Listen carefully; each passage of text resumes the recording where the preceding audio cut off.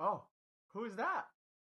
Who's that? That's not Wayne. Wayne couldn't make it. Wayne's not here this month. Wayne is too busy taking care of, I don't know, something stupid like I don't know, cutting pepperoni or something. Wayne has been captured by the evil forces of Ganon. Well, Wayne's not here, so if that's not Wayne, well, I'm Bout. Wait, if Wayne's not here, where do we begin? And that's Gur. And who else do we have? We have Log. Yeah. I guess Bulb's introing everybody for us. And we got Trog. Yeah, I'm here. That's not Wayne. Who is it? I mean, I got a banana right here. Does that count as a guest, or? All right, let's do an intro for the banana. What's the banana's name? Didn't ask. I just started eating it, so. Oh no. Well, that's kind of fucked now that I think about it, isn't it? I guess they'll just have to go as uncredited banana in this month's You're just a liner little fucked notes. up little demon, ain't you? Right. Rest in peace. Never got to know you. Well, state your name, visitor. Hi, I'm Holly. Hooray! We finally did it. We finally got Holly. Well, Holly was on an episode of the podcast for the second time ever. Yeah, that was a while ago. No, this is your second Yeah. time. Yeah, You forgot? Yeah, I forgot. I think the last episode with Holly is the most downloaded one. I mean, that's probably been usurped by another episode. No, I because that was the one about like eating pussy through the jeans. And Right. grapes. Huh? Wait, Yeah. what? Did I miss Right, something? yeah. Hello? Yeah, Gur was not on that one. Holly was here for Gur on that episode. Right, and because I was there, solely because of my presence, we immediately jumped into eating pussy. I see. All right. Yeah, So sorry I you missed missed that one, Gur. So I missed out. And I'm fairly certain, because I looked before, I'm fairly certain it has the most downloads on Podbean of any of the episodes. Damn. Wild. Yeah, we got Holly instead of Wayne, so without Wayne, maybe we'll take a hit, but with Holly, maybe it'll get even We're gonna higher. flourish. Or maybe maybe this is the ideal combination. Maybe stocks will go way up. Oh. Oh no! You're gonna make Wayne sad no. if you say that. Yeah, don't let Wayne. Hey, All right, everybody, Wayne won't nobody listen. download it. Nobody download it. Download this. all right, everybody, your job for this month is to not let Wayne do everything in your power. I don't know what you do, but It's like a hitman mission, but instead of killing him, you're just trying to withhold information from him. You're trying to kill the idea. Just don't send talk him about the messages, podcast. DM him on every platform you can think of, and just say, Wayne, don't listen, or Don't watch. watch this. Don't watch Don't walk this or this. listen to it. I'm sure he'll love that. And let me give you his phone number too, so you can text him about it. Yeah, you can reach him here at 555. There's like at least 1 5 in there probably, so just keep trying. Statistically speaking, Just keep but hitting the 5 button might till be you a get him. 5. Yeah. It'll work. Did we say the name of the show? Gur did once, yeah. I did once because Bulb completely forgot about that part. Yeah. So where do we begin? Where do we Who's? Do we need to say the name of the show? Yeah, we do. We do every episode. We do it every episode. Yeah, welcome to Where Do We Begin? It's our special Wayne Radio TV Solutions podcast. Where do we begin this time? Well, I created a new picture to replace the old one that we had on Spotify. Nice. It looks so much nicer now. I was looking at it and because I still have the old images and everything. It's not like I delete any of my pictures. I was like, well, damn, this was only from 2018. It was only we're technically in 2022 now, but it's practically only 3 Technically? years What do you since mean 2018. technically? It's literally We are. January. But it's practically only 3 years since 2018, since it's only the start of 2022. all right. Fair It's enough. like, Yeah. dang, in 3 years, I've come so far in making this hairy little Sasquatch-like ape. It looks so nice. People are saying that the new picture looks very gentle, which is really funny when you know what it's like referencing. Yeah, it's based off of source material where a 12-year-old sits down and speaks into his microphone and says, "Where do I begin, you little bitch? I hope you die." Fuck you, you little bitch. I hope you die. Anyway, go look up Fred Reanimated on YouTube. Good luck. Go on YouTube right now. Look up Fred Durst. You probably won't find it because you won't find it. There is in fact a Fred animated series, I do believe. Yeah, there is. Yeah, YouTuber Fred. Mm-hmm. So, but your drawing, it's probably my favorite picture of Hitmonkey. It's a good pick. No, don't even say that. Marvel's gonna sue us now. It is very specifically distinct from Hitmonkey now. I had to change the design because I don't know what company it is. Marvel Comics. Marvel. Yeah, it's Marvel. They invented a time machine and went back with my idea and came up with it in the 90s or whatever. We made a game chimp that kills people. Wait, does the game? Oh, I'm sorry. I misunderstood. I thought you were saying that the game chimp kills people, which No, he I was does. confused He does, about. but I don't that's think not- that You've seen him in action. canonically. Well, their game chimp kills people. Mine, Right. Mine directs movies. It was very funny, like seeing people suddenly talk about this like this new Marvel thing. Well, I guess based on an old Marvel thing, but like I don't know nothing about Marvel comics aside from the spiders, and even then I haven't paid attention in years. So it was like funny seeing this, and my first thought was just like, oh yeah, this is really nice, like fan art that someone did for Wayne. Wait, what do you mean? This is like a Marvel project? What? What? They took my idea before I had it. That's fucked. It's called bullshit. Inception. You gotta retroactively sue. Well, our monkey Isn't that a game? is like a Japanese macaque, and their monkey is just a white like chimpanzee. Oh, right? really? Like I that. thought it was supposed to be. No, a it's macaque. not a chimp. It's also a macaque. It's the exact same species. Oh, Yeah. God damn it. It's God a shame. Fucking And damn it. they both have sunglasses. What are the odds? Yeah, that's the kicker, is the sunglasses. I had to change it to Morpheus shades. Right? I guess it's more fitting now anyway. So Yeah. They are iconic. So, this is the Wayne-less episode. Is there anything here that we want to talk about without Wayne present? Oh well, This is our our chance. We can talk about a different kind of Wayne because that's the last thing I saw before it was time to record a podcast. Oh yeah. They're What do you making mean? they're What are you making talking about? more Hilux, baby. Are they? Yeah. You viewers out there, viewers, hearers, ear users, you like Hilux? Do you like Hilux 2? Because I really liked Hilux 2. I played that like a year or two ago, and it wound up being one of my favorites. And yeah, the creator of that whole thing, Mason Lindroth, just like 30 minutes ago, just started posting GIFs and just like here's like screenshot Saturday hashtag Hilux, and it's just like new creatures, new sights, a desk filled with little clay sculptures. And Is this a new game or is this like DLC for Hilux 2? well, who knows, right? Hasn't said. Yeah, I guess. Could be anything, but it's Hilux. Mm-hmm. Yeah, I'm ready. That's a hell of a way to like drop your new project. Just be like, oh hey, happy Saturday everyone. Here's a new Wayne I invented in the Forge. Yeah, Hilux 2 especially is very good. Hilux 1 is more just kind of like it's kind of more like an art installation because it's just an RPG maker game, and it's kind of difficult to play, and most likely you'll just die to the first encounter over and over. But Hilux 2 is like a fully realized game with running and jumping, and it's really cool and visually impressive, and the music is really good. The music's by Chuck Salamone. I don't know if it's Salamone or Salamone. Chuck Mangione? That stuff's also really good. Chuck Tingle? No. I hope not.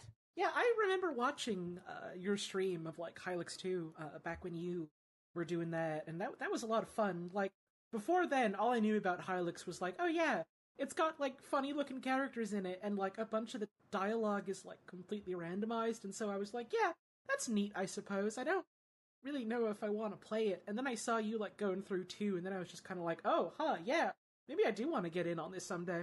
Yeah, and recently I've just been very happy to see that like it has very much ingrained itself into that kind of indie RPG Hall of Fame, because everybody like puts it together now with like Yumi Nikki and Lisa and Earthbound and stuff. It's like, all right, well, Now this one's one of the the known ones. People will put a Wayne on that.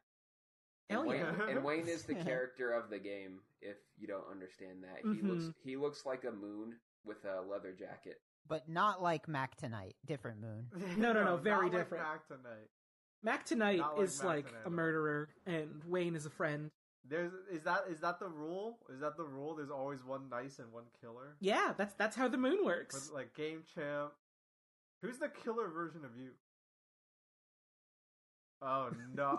I was about to say, what do you think? I think you mean who's the nice version. Smile. It's like the Dexter. It's like, are you like Dexter? Right, because there's like Dexter, the guy who kills killers, and there's Dexter from Lab. Right. Yeah. Oh, of course. Yeah. And then there's Dexter, who tells you what a Pikachu is. Oh God, I forgot about that one. What? That's just a robot. That's Dex. That's not a. That's a machine. That's not a. Ash Ketchum's Pokédex is named Dexter. He calls it Dexter. What? In the very first season, yes. I can imagine that. Look, you've never given like an object in your house a pet name, like. No, I do that. It's been so long since I've seen Pokemon. I forgot about that fact. Man, Ash Ketchum was dumb. Damn. Calling him out. Got him. Get on your podcast. He's gonna get so mad. You fucking simpleton. What an idiot. You named a third thing in the world Dexter. What are we gonna do now? We don't know who's nice and who's mean. You don't want your Pikachu to evolve? Are you dumb? That's the whole point of Pokemon. They get cooler when they evolve and slightly larger. I don't know. Raichu is sort of the same as Pikachu. It's just like orange now. I just like the idea of just seeing a bunch of kids doing kid things and being like, I can't believe the nerve of these guys. They're so stupid. These kids think that unicorns are real. Come on now. You just made me think of like a child that stopped liking Pokemon because they got really angry that Ash wouldn't evolve Pikachu. Yeah. There's one person out there like that. Oh, there has to be. Law of large numbers and all that. That Ash kid was such a fucking moron. He would never evolve Pikachu. Like, I just don't get it. Why do people like this? The Raichu is stronger and cuter, so why didn't he do it? Raichu is objectively better, yeah. So our last episode was recorded right before the holidays, which is weird, but sure. Since then, we had like Christmas and all of that jazz, and then we had Scorpy's New Year's stream. Mm-hmm. That was a lot of fun. For those of you that like made stuff, was it fun to make? Did you have? Because this year normally I do like a stand-up set for Scorpy's thing for Scorpy's New Year's stream, but I didn't because of time issues. So I just got to sit back and watch this time. But a bunch of us made different things. Ollie made something. Trog made a thing. Trog made something very different this year. Trog took my place and made like not really a comedy. It was good. Okay, so originally I was going to do a DJ set because I think those are fun, and I hadn't done one in a while. But it was a kind of situation where I was on vacation from my real life work, and so I just like was really lazy, and I didn't really want to like try hard. And the deadline for turning in the video kept getting closer and closer, and it got to the point where it's like, so you procrastinated. Yeah, I procrastinated to the point where it's like, I don't even have enough time to like get this done in a way that would make it good. So it's like, okay, well, what's the next best thing? So I just put up my green screen and put a webcam in front of it and stood in front of it and said anything that came to mind for about half an hour, thinking that, okay, maybe I can get 4 minutes of something funny I said out of half an hour of recording. And you did. I about hit that. So that's, it turns out that if you just stand in front of a camera with no script and no idea, it's actually very difficult to come up with things that are funny to say. Have I talked about my process? I don't think so. For the two things that I made for Scorpio. So I mean, like, I haven't done it in a while because in the last year I've done. I mean, like, I think stand up is not in a good spot right now with COVID. It's not. It is not like. I mean, I think people are touring again and like are doing stand up, but given the choice, I would not sit in a room with 40 or more other people and talk and take turns talking into the air. And that sounds like a bad idea right now, so I haven't done it in a while. But like, I did the same thing for the because it was basically just like me filming myself doing stand up, like just like recording it. To let you guys like to clue you guys in on like the amount of work that I put into that. Like I would like at least 2 or 3 weeks ahead of time, because I wanted like new material for each of the ones that I sent in for Scorpy's New Year's thing for 2020 and 2021. I would start like 3 weeks ahead, and I would try to like look through the list of like I would jot down like funny things that I think are like good, and then I would try to like connect the dots. But like I would try to go from joke to joke. So I like would write it all down, and then in a separate document I would like put spaces in between every joke, and I would try to find jokes that would connect those jokes together. It was I actually like spent a lot of time, and I think I have like segues. Like you would build segue, like you would have jokes, and like I would also like, just to make it like more multi-dimensional, I guess that would be a good word for it. What I would also do is, so I would have jokes, and I would try to find segues to connect those jokes together. Mm-hmm. But I would make sure that the jokes that I had in the beginning would have a payoff for the end, and like I would try to keep at least 2 or 3 like themes going throughout the whole thing. So I practiced the fuck out of it. I tried really hard, and it seems like it worked, because people like love it every time. So I'm glad the work shines through. Yeah, because that's one of the things I realized. It's really, really hard. And I learned that because right before the pandemic, I went to a few open mics, and people did not make anyone in the room laugh. Ooh. Damn. Wait, did you did an open mic, or you just listened? No, so because I didn't. All right, so I guess I still really don't, but I didn't know where like the good stand-up places in Boston were. Right at the beginning of 2020, I spent some time like looking up like, oh, where are the venues in Boston? Like, if I was to do an open mic, where would I go? Because I don't even know, right? So I like Googled it, I like looked online, and just to see if like I liked the crowd, because like it wasn't like I wanted an easy crowd. I just didn't want like a shitty place. You know what I mean? Like some places can get really rough. But Boston's full of yuppies now, so it's not that bad. But you know, I didn't want to like go to a shitty place, or like I didn't want to go to a place too far away. So I like went to like 2 places, and I just sat down. Like I was just in the audience. I was like, all right, let's see what it's like here. You know, to get a feel for if I want to even do the open mic here, or is it like full of drunk assholes? Which thankfully neither of them were. But you know, but like, man, it is so rough. It is so rough. The other thing about it is that it is also a place for comedians. It's like it's like a training area, right? So like, maybe you go and you're going with all new material, and you might get like 1 laugh. So you take that one joke that actually worked, and you like just roll it into the next thing, and you just keep going until you have like a solid 10 minutes that works. Which is why it was so weird, because like I wanted to keep all my jokes as a surprise, not just for the audience that was going to be watching Scorpion's New Year's stream, but also just like for my friends. So like I like had to like think really hard about whether this joke was funny or not, because I couldn't just like try it out, because that would kind of like ruin it, and like open mics are dead because of the pandemic. So yeah, I'm glad it worked out, but maybe I'm just gonna flex and say that I have a good sense of humor. I don't even know how you would react being on a stage, and I don't mean you as in you specifically. I mean, how do you as a person react to like standing on stage for like 15 minutes with not a single laugh? I think you just like say it and get it over with, and then get off the stage whenever you're out of things to say. That just hurts to think about. It's scary. I've thought about it. I actually have more experience with crowds than I even remember, because when high school I used to do a film production program, Mm-hmm.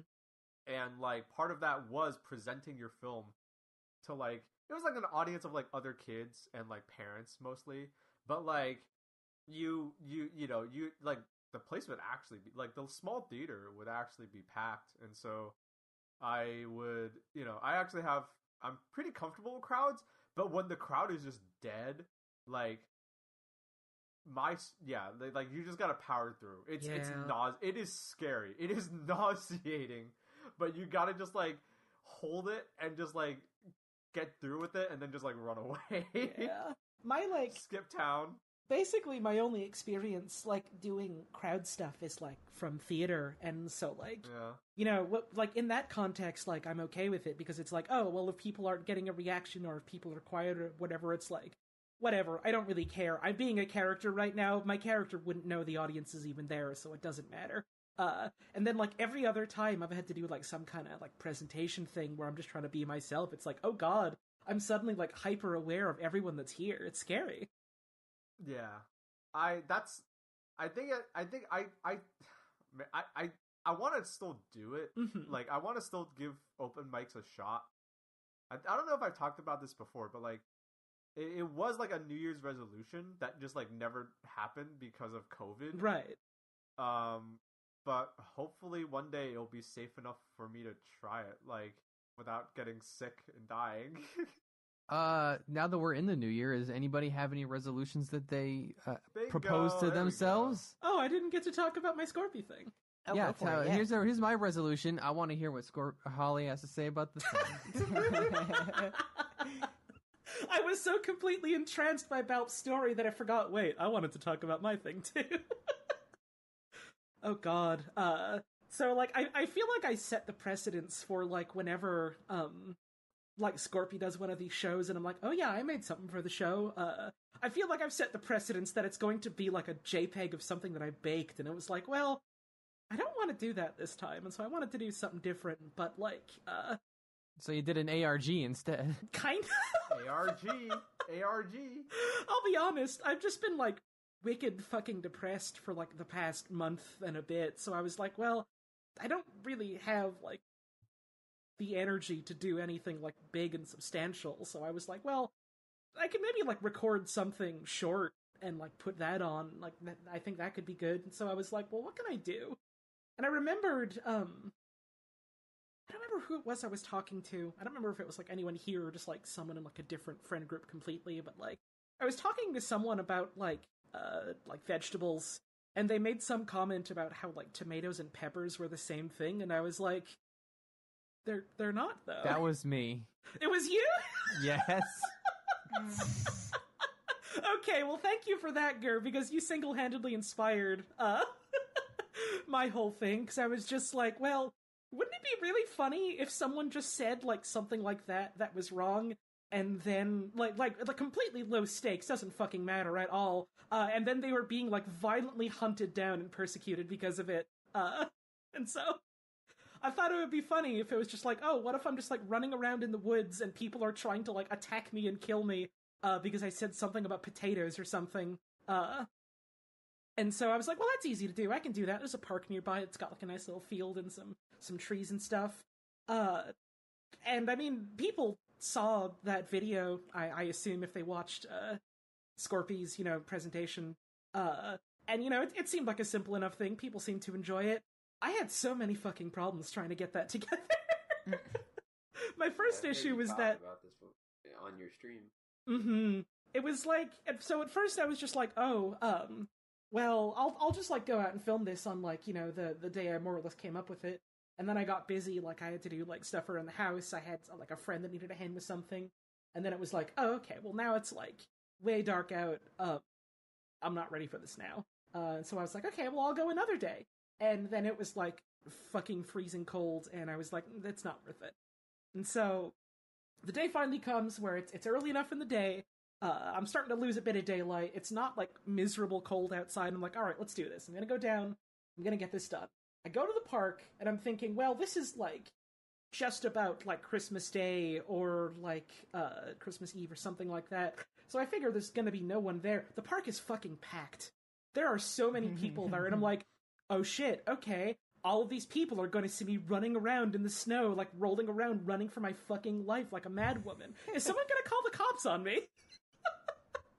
They didn't, thankfully, and no one said anything to me, which would have, like, embarrassed me, I think, so I didn't have to deal with that. What if they came up and they were like, wow, great running. I love that. I love the way you just did what you just did. That was awesome. It was so good, the part where you jumped down the hill and rolled down and hurt yourself. I loved that. So there were 3 takes of that recording.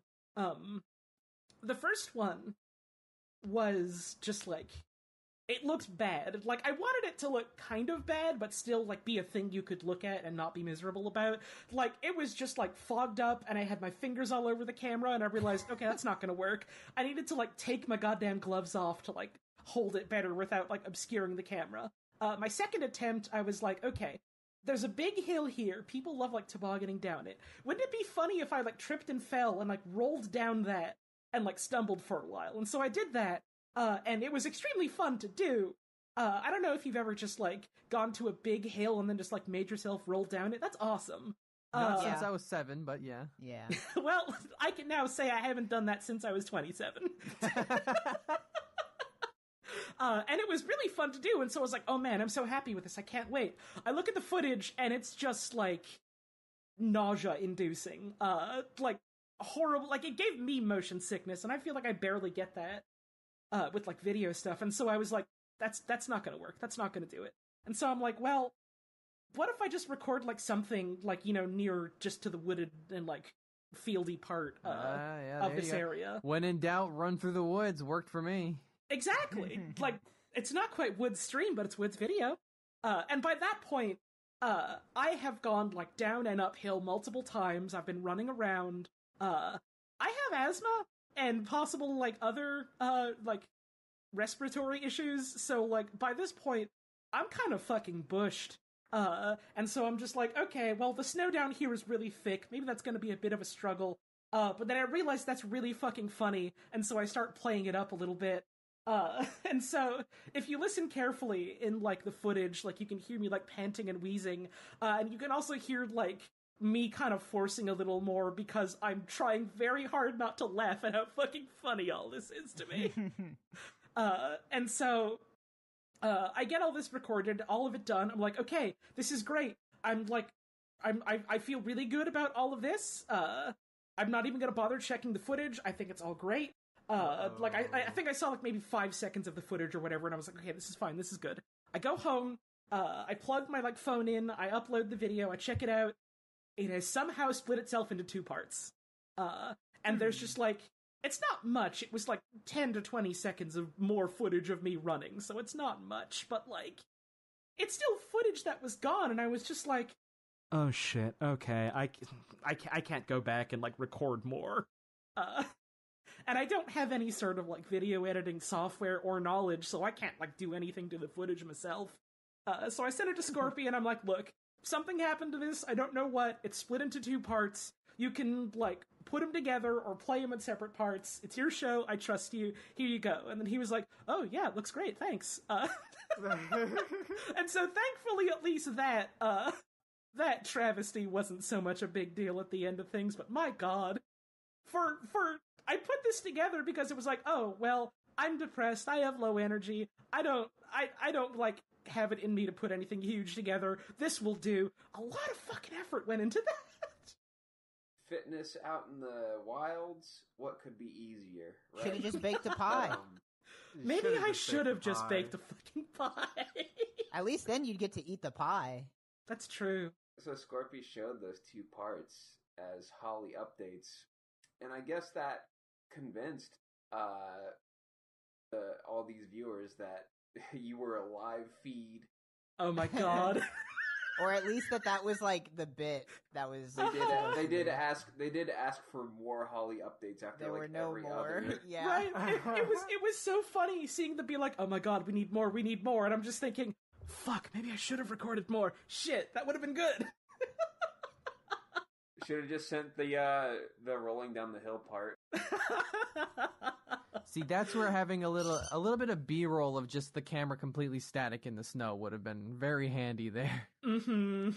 Scorpio has he's got a special talent where he can pretty much, he can just like take anything, no matter what it is, and like make good use of it, even if it's not perfect. He's just really good at doing that.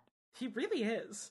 I've sent Scorpio just like absolute shit, and he's done something with it that just makes me laugh. Mm-hmm. I don't know if it's because Scorpio is our friend, but like, and just like can make us laugh, or if it is just like Scorpio is just good at like finding weird connections and just like, oh yeah, I'll just fuck this up this way. I feel like it's both. Be good. Yeah. So New Year's resolutions. I don't have any. Really? There's nothing you want to accomplish in 2022? Well, okay, there's a lot I want to accomplish, but like, it's not in the form of a resolution. A resolution is something like, oh yeah, I will get this done this year. Mm-hmm. But like, until you don't. But like, to me, a New Year's resolution is like something extra that you wouldn't normally do unless you made it a point to like do it. It's the thing you're forcing yourself to do this year. Exactly. And like everything that I want to do, I'm already on track to doing it. Mm-hmm. For once in my life, the thing that is holding me back is everything else. Like, I want COVID to be over. Oh, wouldn't that be nice? That's my New Year's resolution. Yeah. End COVID. Let's do it. 2022. Let's do it. Yeah, here we go. No, I agree, because before the New Year started, my New Year's resolution was like, I really want to play live music in 2022. I haven't done that in years. And then it's like, well, I guess not, unless things get better near the end of the year, maybe. Like, exactly. Well, shit, now I gotta come up with another resolution, because the one I was gonna do is like probably not gonna happen. See, that's where mine comes in, where mine is something I've been putting off for like 3 years. My resolution is to finally get my voice reel done. Nice. Because I've actually started doing auditions. Hell yeah. Finally. So, kind of, gotta get off my ass. I can do that. Yeah. I will do that. I must do that, or shame on my fucking family. Uh-oh. Hey, let me tell you, I know we're talking about New Year's resolutions because it's applicable to the month in which this podcast is coming out. We're 15 days into the new year. I could not tell you what I know we talked about this last year on this podcast. I could not tell you what I said 12 months ago. Like, I could not tell you what my 2021 New Year's resolutions were. So whatever I come up with for this year, probably not going to happen anyway, because I'll forget about it. You know, I feel like I made the exact same resolution last year. Maybe. I could have said, like, I'll become a world famous chef or something. I don't know. I don't know what I said. Trog will become the next Gordon Ramsay. I don't even want to do that. You're going to create your own Olympics and become a champion in it. That would be kind of interesting, but I think that I don't really want to do that either. I think I also, like, have had, like, thoughts and wants about trying to do more, like, voice acting stuff, but, like, it's the kind of thing where, like, to do that, I would want to, like, improve my recording setup, and I feel like I'm not really able to do that until, like, I'm finally able to get moving out sorted out. So it's, and again, that's, you know, kind of hard because of COVID. So it's kind of like, Yeah, like, 2 years ago, I think about, like, the resolutions I had. Funny enough, I don't remember the resolution I had last year, but I remember the resolution I had 2 years ago, which is, like, make a lot of cool stuff. Mm-hmm. Oh yeah, you're 100. Like, you're like 100 projects or whatever. Yeah, and the point of that was like it was to like acclimate myself to being a creative person and like doing what I'm doing now. But I'm doing what I'm doing now, so it really is just like it's a weird spot where like my life is okay. I want everything else to outside of my life to get better because that's what's hindering me. It's fucked up. Mm-hmm. Yeah. So fucked up. Yeah. Yeah, resolutions are difficult because, like I know the thing that I would like to do, you know, because I'd like to bring in just, you know, some new kind of technology that I haven't used before, that I haven't really learned how to use before. like it'd be good to like learn Like a the ins and rocket outs of Blender and like or like programming shaders for stuff. Mm-hmm. But I don't know, where do I fit that in? Where do you begin? Where do you begin? Where do you begin? Shut up. It's true though. Because It's like brand. of all the people that show up on this podcast, I have the least flexible schedule, I think. And it's just like, well, all right, I have a very, very standard corporate 9 to 5, and even though I work from home, it's still, it's still kind of an expectation there. And then, I make these comics, and I make them slowly, but they still, take time. Where do I put it in? Where do I place it? Like, I have to use the weekends to, do these given things that I gotta do. And then, like, some nights I just want to play my games. Where do you fit it in? Maybe that's the problem. Maybe you could make your resolution something that you're going to do anyway. Like, I will eat chips and play video games at least once a week, every week until the end of the year. I think you just found my resolution wrong. I'm gonna eat chips and play video games. Well, maybe not eat chips because I'm watching my weight. No snacks, but I do gotta play games and chill. I think my resolution last year was literally just like, I'm going to spend more time doing stuff with my friends, and also I'm going to eat a really good bagel. I got to do the first one, and then I ate a lot of pretty good bagels. Well, there you go. This is like, I'm like I mean, a lot of us are. I'm like a year and a half being into being self-employed. Something that like I could see this coming, on the horizon, and it's like similar to what Log's doing. Log's issue is that like I'm very productive, but I don't know when to stop because self-employed and like working from home, it's like, well, I could work now. Right. It's like, no, I shouldn't work now. I don't know about that. I don't know when to start. Damn. But like, well, that's a different issue. But like, yeah, it's like what I realize is that like, I like, for example, this week, I like, outside of streaming, I haven't like played any games or done anything. But that's because like I'm like doing stuff, and like I want to do that stuff, but I shouldn't because I should take some time off. Yeah, all work and no play makes Bulp a dull boy. Exactly. I feel dull. I need to liven my life up again. You need to play Monster Hunter. Exactly. We need to make a real life The Shining happen with Balp and Monster Hunter, I guess. I think doing a shot-for-shot remake of The Shining with Balp in the place of Jack Nicholson would be really good. We should do it. Just throwing that out there. In case anybody's interested in funding this project. Any millionaires listening to this podcast want to toss us a couple? Our very rich viewer base that definitely watches and listens to this podcast should give us exorbitant amounts of money. Let's have a chat. Yeah. Oh yeah, okay. You brought up Gordon Ramsay earlier. I want to talk about this shit. And it's a part of bomb. Here we go. I figured he'd talk about this week. It gets longer every time, I swear. We're going to have one episode that's just entirely just this song.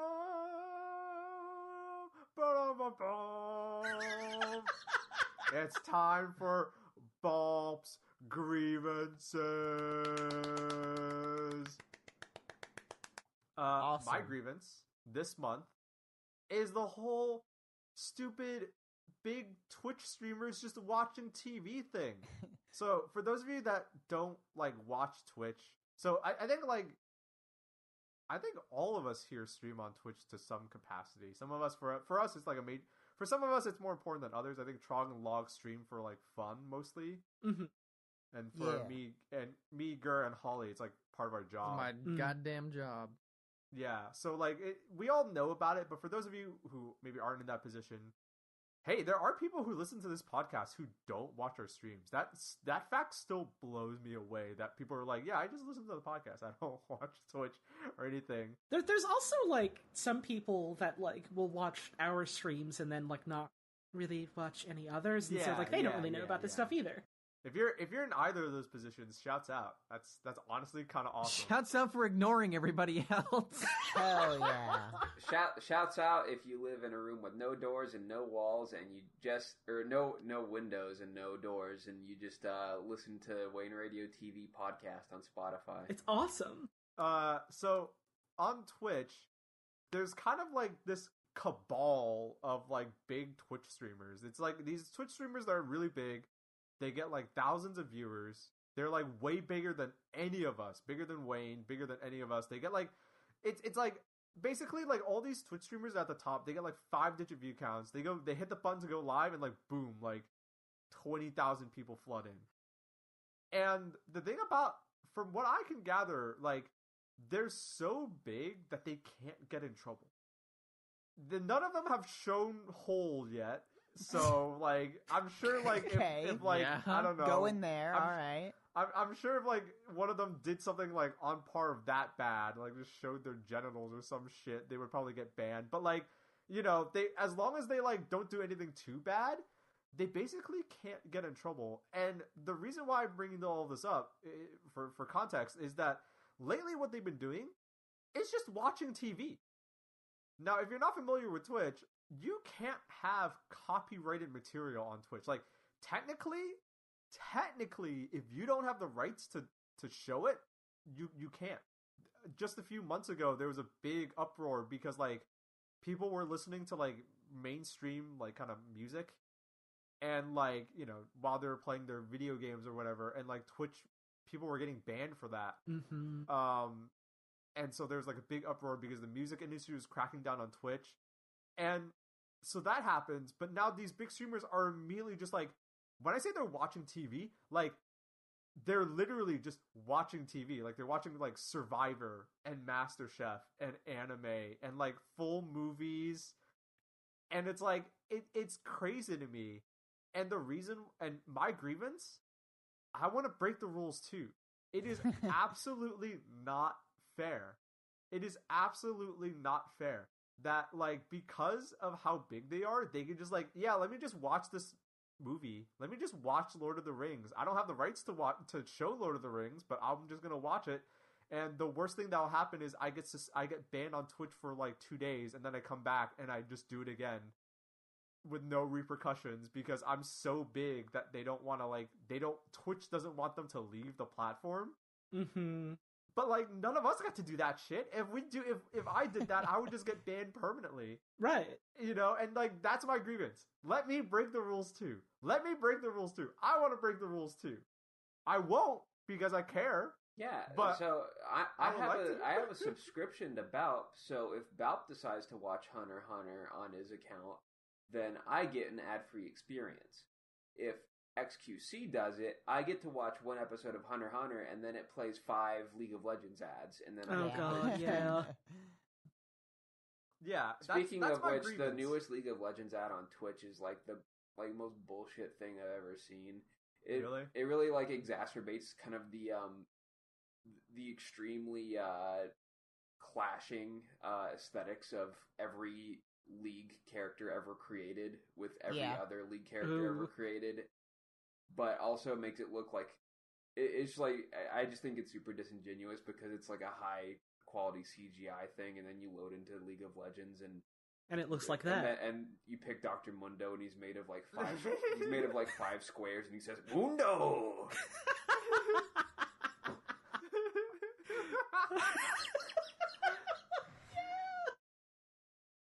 Is that your grievance for this one? Well, no, my main grievance is that I have COVID right now, and that I can't do anything. Yeah. That seems like that's an extra grievance. Yeah, that's like more of a problem than a grievance, I'd say. Yeah. Well, I think they can be is a problem the good or bad version of grievance? I don't know. It's all grievances. It's all grievances. It's all here. So it's there true. you go. But yeah, I log.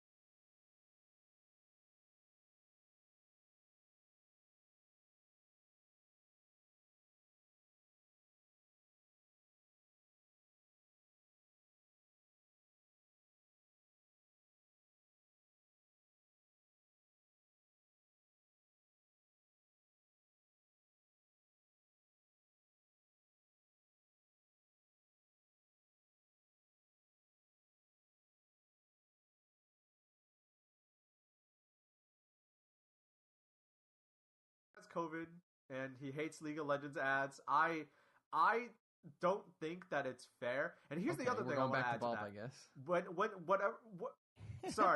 When Twitch implements their Getting thing, it's gonna hurt everybody. But again, they're so big that they're just gonna brush it off and then go on to like doing their next stupid bullshit thing that breaks the rules for views, you know? Yeah, but at a certain point, they're going to run out of rules to break until they are showing whole. Like that, eventually, that's going to be the only rule left. It's like the final piece of red tape that nobody has crossed. When is the streamer meta going to be just like pull your dick out on stream? Like that's what people do for fun now. Something that I realized is that when you're that big on Twitch, most of your income comes not from streaming on Twitch. It comes from sponsorships. It comes from merchandise. Right. It comes from the other things that you can build on top of being like an internet celebrity, right? Mm-hmm. But it's weird because they have to keep streaming in order to stay relevant because that's what made them a celebrity, and that's why they're just like, oh yeah, I'm just gonna watch Survivor seasons 1 through 7. Well, I didn't want to stream today, but I did want to watch Survivor, so I'm going to kill 2 birds with 1 stone. Yeah, exactly. It is kind of weird how these people have, like, you know, built up their sort of place in the ecosystem just on the virtue of, like, being big. Like, that's the reason they stay big and have people watch them, is because they are already big. Yep. Yeah. To be fair, I think that's kind of how, like, I mean, that's nothing new. It's like kind of new to Twitch, but I mean, I think of like Kim Kardashian and stuff. It's like people that come from rich families, they're just famous for being famous already.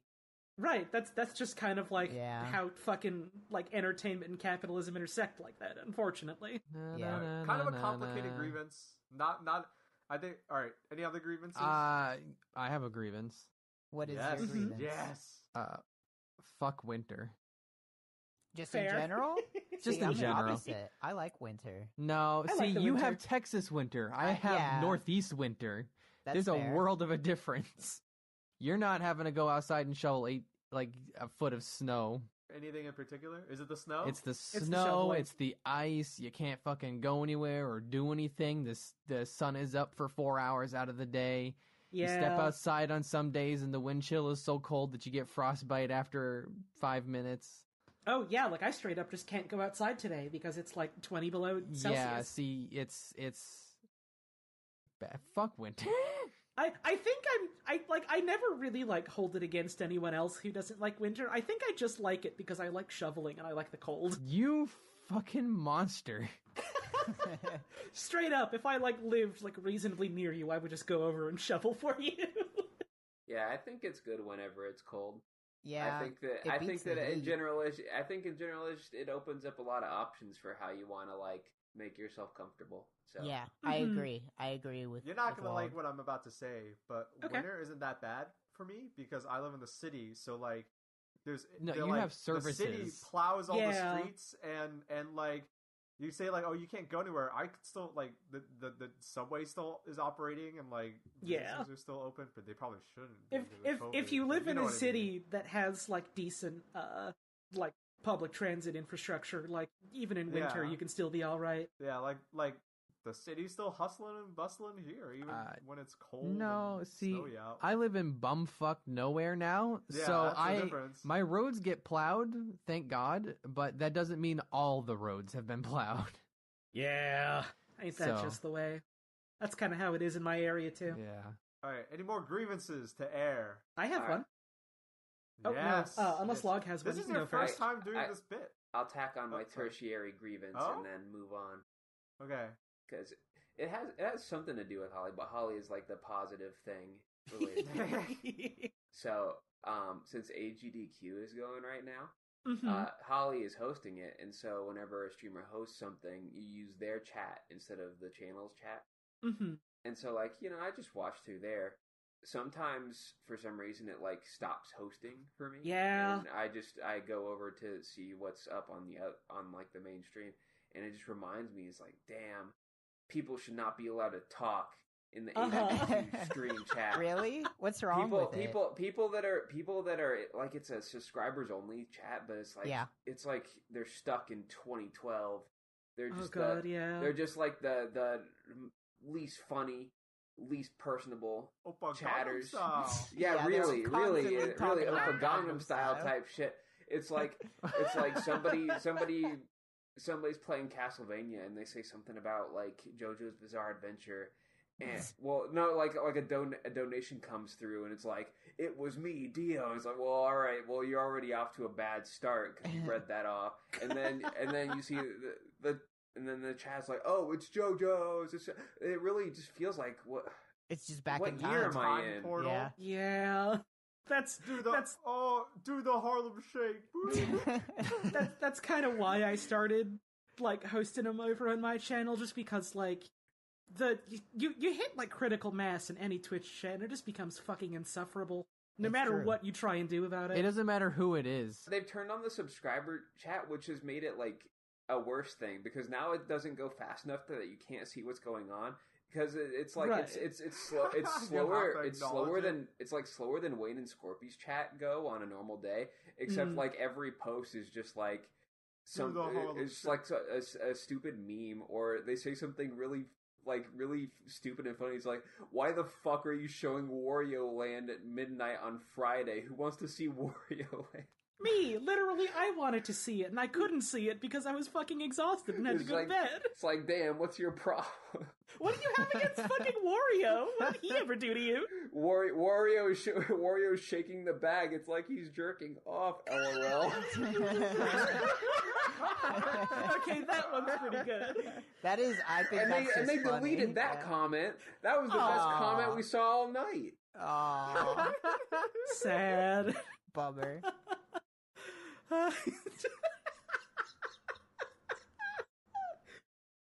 That's funny that you mentioned that, because my grievance is related to GDQ.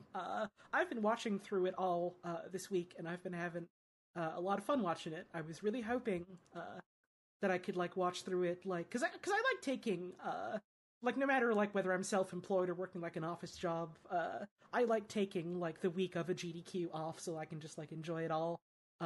And like, I have a lot of fun doing that. I was really hoping this year I would get to like do that with my girlfriend, because she was also really hoping she could like take time off for that. Her boss is a fucking nightmare, and is just like the constant sort of like, oh yeah, we care about our workers here, and we care about how well you're being treated, and there's no HR department, and if you have any issues, you gotta talk to me, but if you got an issue with me, then I'll just shrug and go, oh well, it's too bad.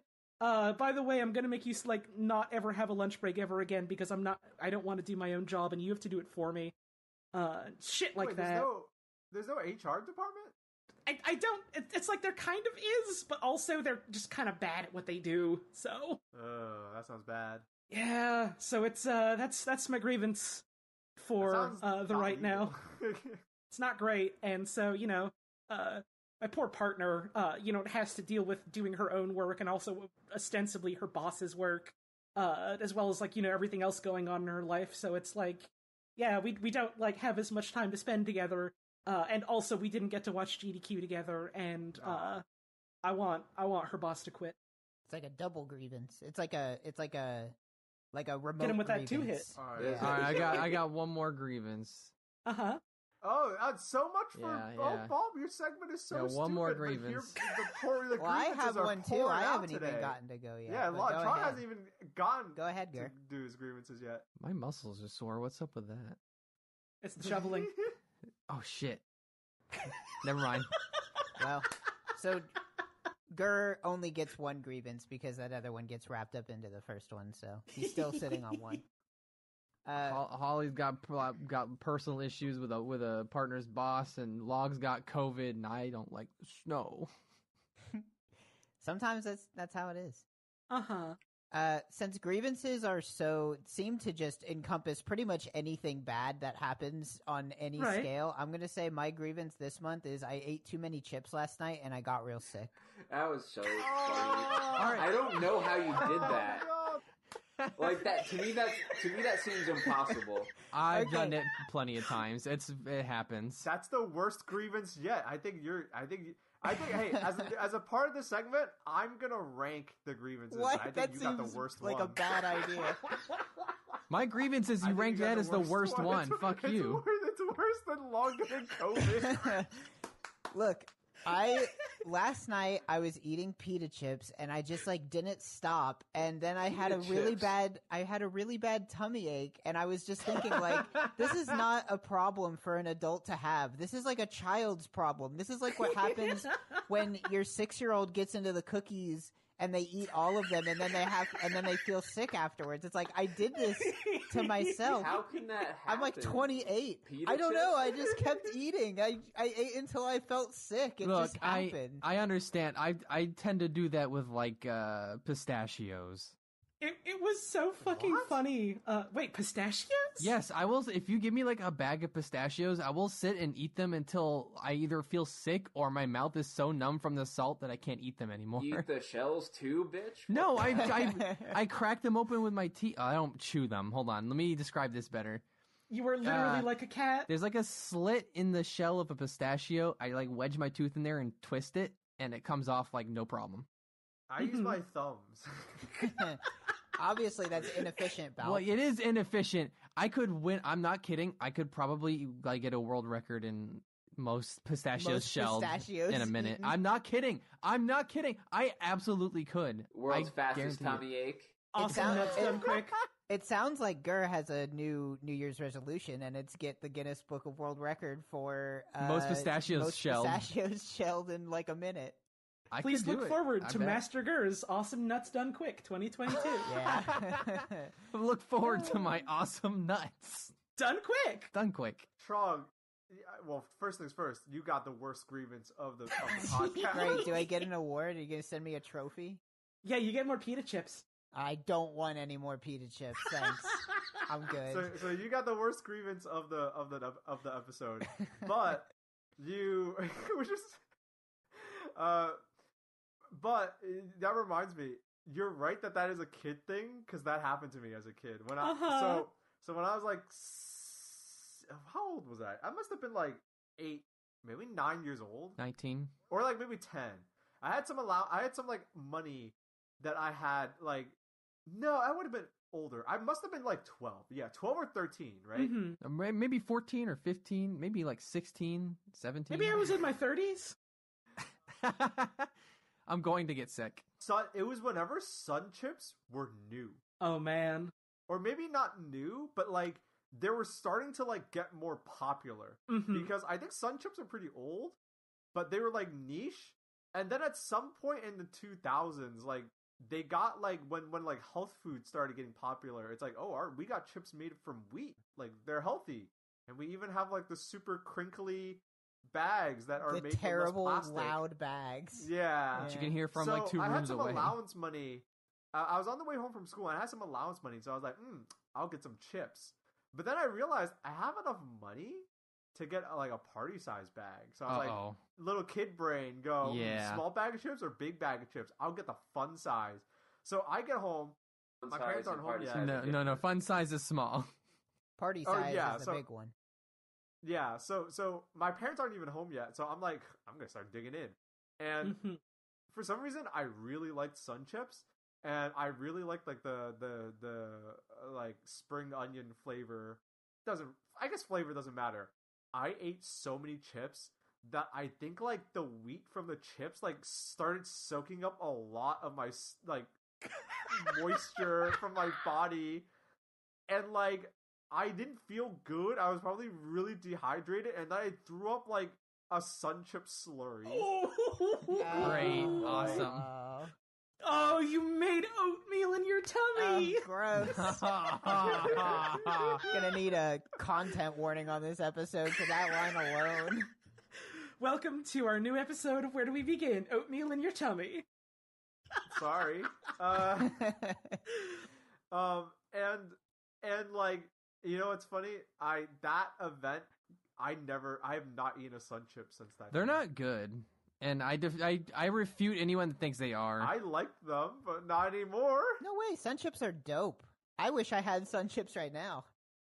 Oh no, Chong, no. They're bad. Sun chips are so like. No way. Fuck sun chips. They're so nasty. We'll They're like talk bland after the show. We're gonna have to. We're gonna have to sit down. Have words. Hash this out. Chong's gonna get another tummy ache tonight. It was so fucking funny waking up this morning. I got up at like 7:30 and I was like, wow, I slept great. I woke up early. I'm ready to take on the day. Let's check my phone. And I look at the group chat and I just see Trog at like 2 or 3 in the morning my time or something like that, just talking about like, oh my god, I think all of the sodium is going to kill me. And then just an hour later posting like, I lived. Yeah. It was an interesting night. This is what I do on Friday nights for fun. All right, new grievance that grows out of that. I went to bed early thinking that you guys were going to do something, and then you got your stupid little tummy ache, and I missed. I could have done all kinds of stuff last night. Well, look. Deal with it. Okay. Fuck you. Last thing I want to say, because we did bring up GDQ, me and Wayne were up really late, like 3 a.m. Right. We saw what might have been the best run. It was like a perfect storm kind of run. Oh. This is a hashtag funny story. It was like perfect storm. So GDQ's not in person this year. Which is great because you know, without like having to worry about like flights or tickets or, you know, hotel rooms. There's a lot of like international streamers, especially for those like kind of off, like when like people in North America are like asleep, like you can get like runners from other countries, and this was like the perfect storm. There was what was it? What game was it? You're the only one that saw it. It was some kind of platformer. Let me look it up. Real quick. So it was like 3 a.m. in the morning. It was super late. We're like about to go to bed, but me and Wayne just have GDQ on in the background, right? And they're like, all right, next up, we got this indie platformer, like this 2D indie platforming game called Right. And it's like an any percent run, like super quick, 30 minutes. And we're guessing, and so it starts off pretty normal, but there's no co-commentators, like there's no one on the couch, which is pretty normal, right? Like it's not, you don't always need, especially if a game's niche, you know, the people who run it might be like a small group, right? Yeah. The announcer that day, I don't remember their name, but they were like doing like the generic kind of like radio host kind of thing, you know, excited, upbeat. You got the graveyard shift. It's like 3 a.m. You know, you got to do what you can, right? Oh, the host was Brutal Mellow. I just looked it up. Yes, that was their name. So to their credit, they did a good job. They were trying to like be exciting, but it was like the perfect storm because you have this person who's trying to be exciting and trying to like, you know, keep the party going, keep the energy going, and you have someone who we're guessing is like Eastern European, maybe, you know, like Romania or something. They probably like just woke up and they're like immediately getting on a computer. English is like their second language, and it was so funny because it was this perfect storm of like two people who wanted who could not this wasn't like I hate to use this word because it's overused and misused, but this was really a case of it. It was so cringy. It was kind of funny. I like how you had to pause. You had to like steel yourself to say that word aloud. You're like, oh, should I do this? This dirty word. This is it awful was great. Word. It was great. It's like real cringe. It was awesome. It was awesome. It was so unintentionally funny, but like it was great because like the people watching, like it wasn't like we were laughing at them. We were kind of laughing with them, and like it was awesome. Like the people in chat were pretty supportive too. So all in all, it was like not mean spirited, but it was just like so weird. So like yeah, the runner clearly like isn't a fluent English speaker, but they're like trying their best, and like there was definitely like miscommunication because of the language barrier, because like one person is just like dead tired and the other person's like super upbeat and full of energy. Where like there's this moment where it's like it was full of moments where there was just awkward silences because like they don't have a co-commentator, they don't have anyone on the couch, so they're concentrating playing the game, and the other person is just like hey, so can I read a donation? And it would just be like dead silence, like no response, and then the guy, the host is like, oh, fuck it, I'm gonna read some donations. Oh jeez. But the funny thing is, at the very beginning, the runner did say, like, that's the host's fault, because at the very beginning, the runner said like, oh yeah, you can read donations whenever, and like I guess they forgot, and then there's like. The language barrier definitely made it funny because there's one part where like at the end it's like, oh, what did you try to focus on for this run? I was like, make good jumps. It was just because English was like not their forte. It was just like so matter of fact that it was great. And if you see people like, I don't know if people are actually doing it because I'm not looking at GDQ chat, but if anyone like. For like the next few hours, it was like people like doing like hashtag make good jumps. Because that's all speedrunning's about, right? Yeah. Hashtag make good jumps. Just gotta have good jumps. Got a point. It was like, if you go back and watch a run, that's a good run. Because it's like, the runner was like really good. They didn't like botch their run or anything. But like, it just had this extra element of like, it felt like a fever dream. Like, what is going on? It felt like just a complete breakdown of communication for just 30 minutes out of the night. It was great. I'm always trying to make good jumps. Yeah, hashtag make good jumps. Hashtag make good jumps. Because they didn't have like a couch, the host was like trying to drum up conversation, but like they were trying to drum up conversation with someone who like probably isn't used to speaking English this much. So, and there's like no backup. So it's like it was so weird. It's like two people at 3 a.m. just desperately trying to talk to each other, and it isn't working. It's great. I love that shit. And the game looked cool too. So it does look like a cool game. It is a cool game. It looks like Super Meat Boy, but not, which is not a bad thing.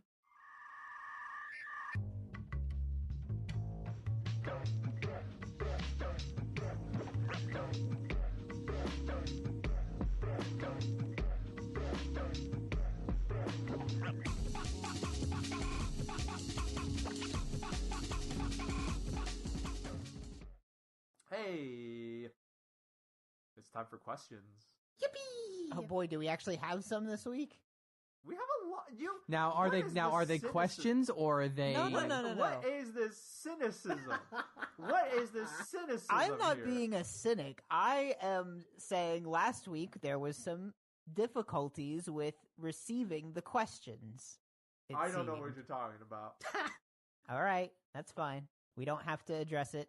Are they questions or are they the questions? Topics, or are they? It's not always questions. It's not always. I know. Okay, I said okay. I see. Even I have to adapt to our new format. I said questions. It's not questions. It's just anything. It's emails. Emails. Email bag. Yeah, it's just it could be anything. Letters to the editor. Speaking of which, welcome. Let's thank you. Hello. Our Hi. Thanks for having me. Hello. It's our first user submitted grievance of the podcast. Oh, we just even more grievances. We need some like positive topics. Yeah, this is a very negative podcast I like what we today. got going on here. All right. This one is from Lee. Howdy. Hearing Wayne's grievance about how messy deplaning is got me thinking about my own airplane adjacent grievances. So here's one for you. I'm a ramp worker at an airport, and since it's an outdoors all-weather job, yeah, God bless, and I'm in a snowy area, the company I work for supplies winter gear as part of the uniform, okay? Everything about the winter gear is fine, except for one small thing with the coat. It has a zipper pocket on the inside that's meant for your phone, but it's too small to actually fit any smartphone that's been made in the last 5 years. And since it's so small, it doesn't fit anything else that I would want on the inside of my coat, so it's been useless to me. Oh, but here we go. This is why this one's good. This is why I picked this one. But to counter this grievance, so they found a solution. I recently discovered that this pocket is the perfect size for a bagel. Wait. Awesome. Wait, like I'm thinking about how wide a bagel would be. Yeah, a bagel's bigger than a phone, right? Oh, but it's wider but not taller. So Is now, that true? Yes. So now I don't need to rush to eat breakfast at home because I can just toast a bagel and then carry it in with me in the bagel pocket. And since it's on the inside of the coat, the bagel stays nice and warm. Awesome. You know what? Well, hey. Good for you. Yeah, Shouts lemons out of lemonade. That's a dope. Or Yeah, lemonade out of exactly. What a lemons. Whichever way fucking it goes. dope. But yeah, Thank you for sending that in. That's fucking awesome.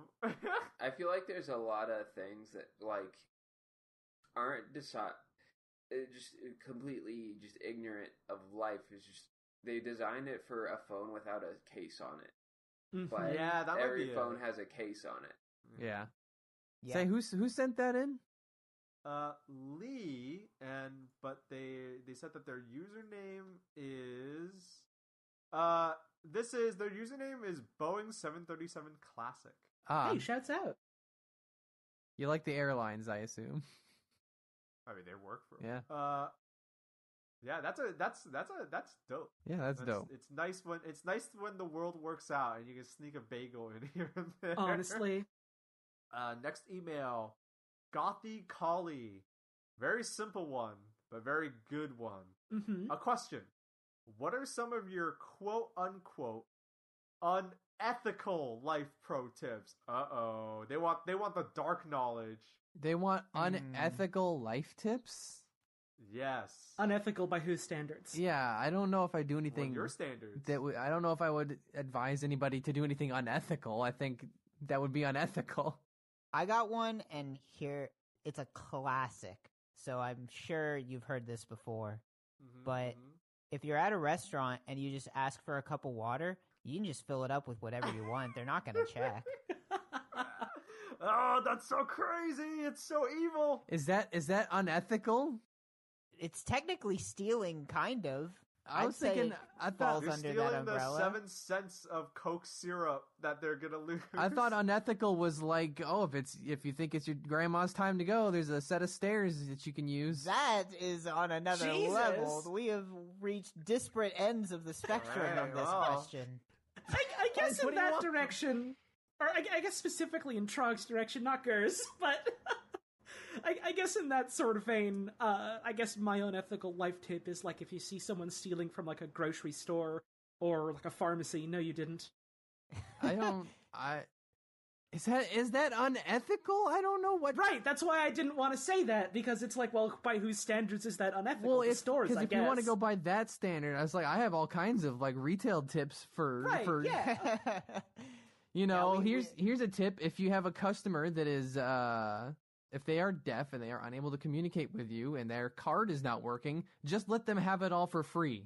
Right. Because that's what I did. Well, yeah, there you go. I'd say that's ethical. They probably I think needed that is that more than the ethical, store yeah. did. So Right. at that point, it's But that's like ethical. from like your boss's perspective and from like the cultural Yeah. zeitgeist for a lot of people, they go like, oh, well, stealing is bad, and it's like, well, who fucking cares in this context? All right.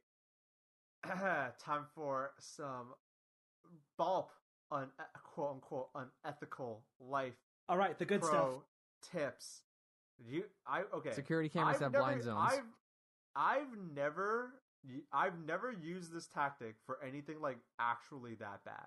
Okay. Okay, that's a great way to preface whatever you're about to say. But Filling me with I have- confidence. especially during conventions. During conventions, Ooh. I've definitely used social engineering before. Uh-huh. In that if you pretend to belong somewhere, most people, especially at a convention setting where like the employees are like temporary, you know, Yeah, like yeah. They don't like work. They don't work for the convention like beyond that one weekend, you know, and then they just go do their normal job, or like depending on the convention, they might even be a volunteer. Social engineering works wonders, and like I said, I've never done anything bad with it. It's always been for like as like last resort stuff, like, oh my god, I need to use the bathroom right the fuck now, or like the most unethical piss of Belt's life. Yeah, or it's like I don't want to deal with this line. Let me just pretend like I can go walk through here, and I can't. No, I'm supposed to be here. Oh, yeah, okay. Exactly. Yep. Exactly. And you know what? And like I said, I've never used this to do actually anything like actually bad, but like I'm at a con. I'm at like a con, like a gaming convention or something. Yeah. And it's like this line is hella long, and it's for something hella stupid. But I'm meant to be in the front, like, so yeah, it's like, oh yeah. No. I was sorry. It's like sorry. Yeah. Okay. You know, you just pretend, and you just like do the social engineering thing. You go like, hey, hold up. Oh, can you hold that door for a moment? And just it. See, I will say that does put me on a bit of a tangent, but that does remind me of back at PAX 2018. Where I had two opposite ends of that spectrum. Into the dark form. No, it was. This is when Gur took the most unethical piss of his life. Yes, I swear I must have talked about this before, but you guys wanted to see Mega 64. At first, I was like, I'm not really that interested. I'm gonna go, just wander around the convention.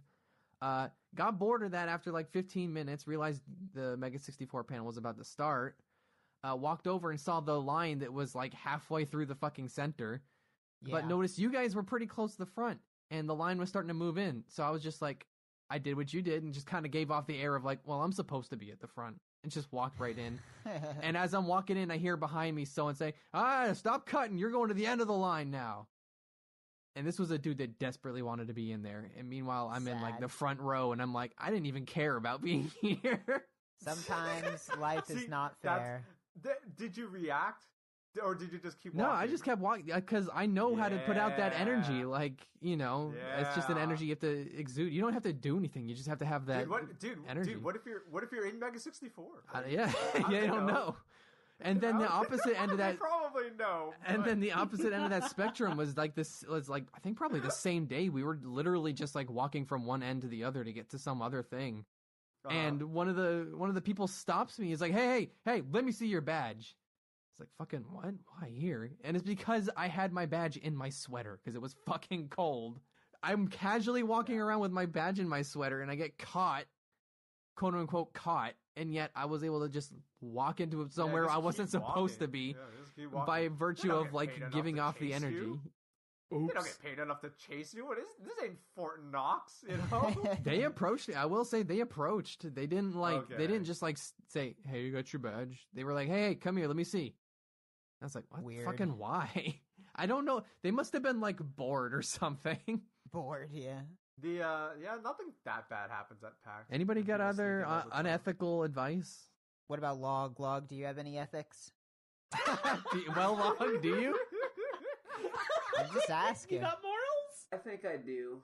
Well, thank God. Well, let me see. Yeah, I don't know. Make sure to get YouTube Downloader so you can download all the things that you need off of YouTube. Oh, that's not even unethical. That's just good advice. Log has never done anything bad in his life. Another thing, if you want to ride that line, it's always okay to pirate Adobe products. Oh yeah, for sure. Yeah, it's just a pain. Don't even bother, because why would you even do it? Get Clip Studio Paint or something instead. Well, if you get Sony Vegas, or I know which podcast isn't getting an Adobe sponsorship. Good, fuck them. I don't want their sponsorship. What if they gave us a lot of money? That's dirty money. If I was gonna take quick, easy money, I would already have done 2 Raid sponsorships.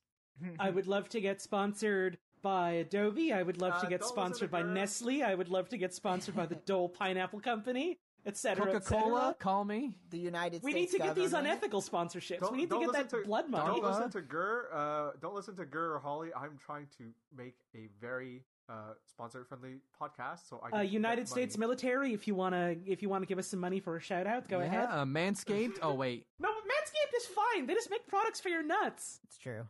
They're fine. We almost got a sponsorship from them, but it wasn't really a sponsorship. Don't stop botching it. This podcast makes me negative money.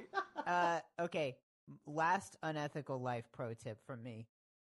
You can watch TV on Twitch, just don't get caught. Oh right, of course. Just show it all wraps around. You want to show your friends a movie? Fuck it, just do it. What's the worst that could happen? You get banned, but just make a new account. Who cares? Yeah. You know what's funny?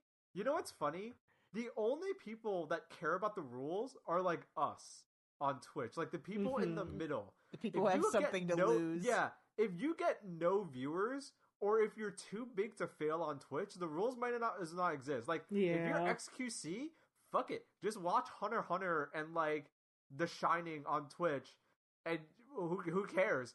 And the same applies if you get no viewers. Just keep making new accounts. Like, whatever. Once again, the middle class is trampled on. Yeah. Fucked up. This email comes from Twitch user Balls of the Beast. I've seen you in my nice name. Out. Good name. Needs a Manscaped sponsorship for sure. Do we have a company for you? Take some hair off the balls of the beast. Code. Great.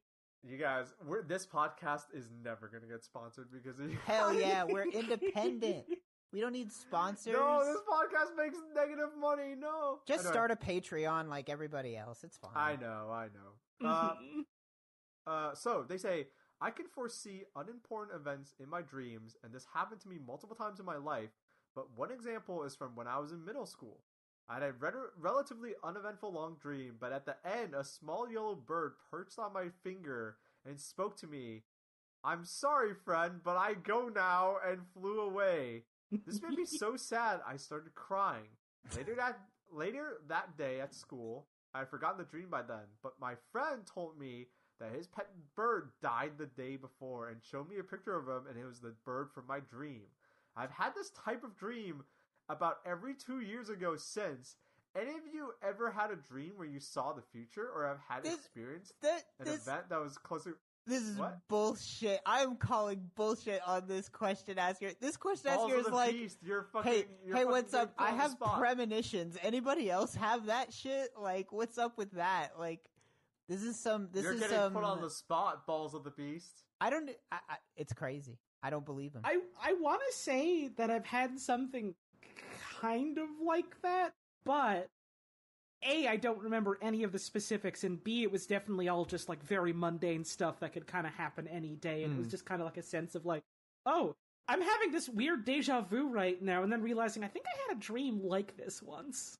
No, see... But I don't think that's really a premonition. I think, that's just kind of how brains work, is that they take, things you've experienced and then just kind of mash them up together in sort of a way where it's like, species that has thrived on pattern recognition. That is literally why we are on the top of the food chain, because we have thumbs and pattern recognition.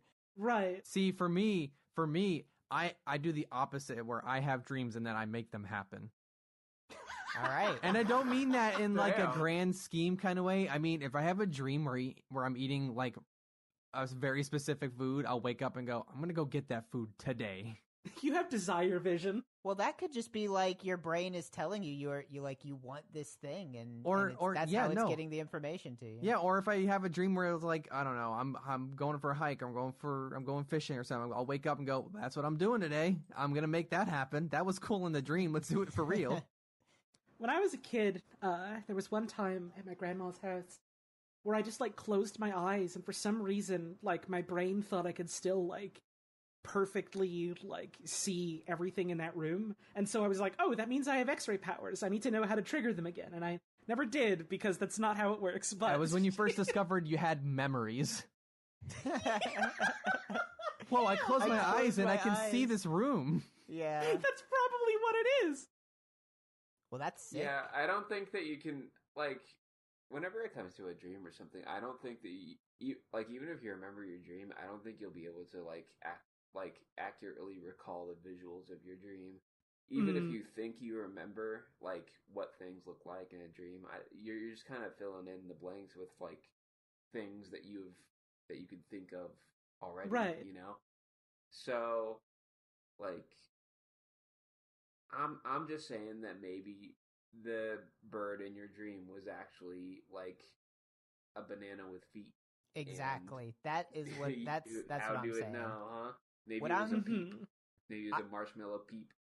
I agree with Log. It is definitely a situation where it's already difficult to remember dreams, and the way that memory works is that the more times you try to remember something, the more distorted that memory becomes just because of how the brain works. So it's definitely where you think that you had a dream about this thing that ended up becoming true, but really that thing just happened, and then your brain connected the dots back to that dream because it was vaguely close enough that you could like remember it as that thing. That's all I'm saying. Say what you will, but my recollection of Gregor and the bean meter is lossless. Don't even know what that is. It's my most memorable dream that I ever had. You know what? I think we should just leave it as that. I don't even think you should explain it. It's just kind of the nature of brains is just like, you know, you take things what have happened in your life and you think about things what could happen and they just sort of mash things up together into a, oh, this was kind of how it was, this is how it could be sort of thing. So like, you know, it's probably just a very serendipitous coincidence. Okay, so I'm using my brain powers right now to block off the senses of everyone else on this podcast. You and me, we're the only ones that know about these abilities. Don't tell anyone. We have to keep this a secret. So like, you know, it's just... When you sleep, those are random access memories. Right. I know that album from Daft Punk. Yeah, no, it's Death Punk. You ever heard of Get Lucky? They got the Song of the Summer on there. Anyway, we're calling you out. We don't think you got powers. Balls of the Beast, more like balls of the liar. So one of the benefits of having this new format where it's not just a question is that listeners who have listened to more than one episode, shouts out for giving us a chance, can bring up stuff like this. This one's for Trog. This was from Jimbo. This email's from Jimbo. This one's for Trog specifically. Interesting. Okay. Call out. First things first. They say, "Hey, doofus." So they're being mean about it. This hey, will be doofus. Great. Why do this is in reference to your previous like grievance from like a few months ago, which about, I like, totally don't remember. It's about water from fast food restaurants. Yeah. Okay. Yes. Continue. So they said, why don't you get a reusable water bottle and just take it with you? That way you can have as much water as your little heart desires, and drive-thru employees won't keep tricking you with their tiny cups, and you'll use less plastic. Because what am I supposed to do? Hand the water bottle to the person in the Whataburger drive-thru? Like, oh yeah, also, can you fill this up for me? You have Thanks. to fill it up before you leave. I know, which is why, like, that's the point, is that I'm trying to get something that I don't have to prepare myself. Obviously, I could also just not get fast food. I could just cook all my meals. I could never leave my house and do everything myself. Yeah, why am I even buying a hamburger? Trug, you have water in your taps. I sure do, but the taps isn't in my car. I don't want my water. I want their water. Their water comes from their taps. Okay, but it's like, so it's like, why do you ever buy a soda from a fast food place? You could just go buy a box of sodas. You know? I just don't buy soda. Why does it matter just because it's water? The water's always in my house. The soda's not always in my house. I don't have to leave the house to get the water. Well, water isn't free. I do have to pay for it. Their soda is in their taps. That's fucked. My water's free. I know, it's crazy. I won't defend Trog here. You know, you're paying. It's called, you're also paying not just for the food, you're paying for the wonderful service of these fast food restaurants. Yeah, I sure am paying for it. And part of that is you want their water. I want their water.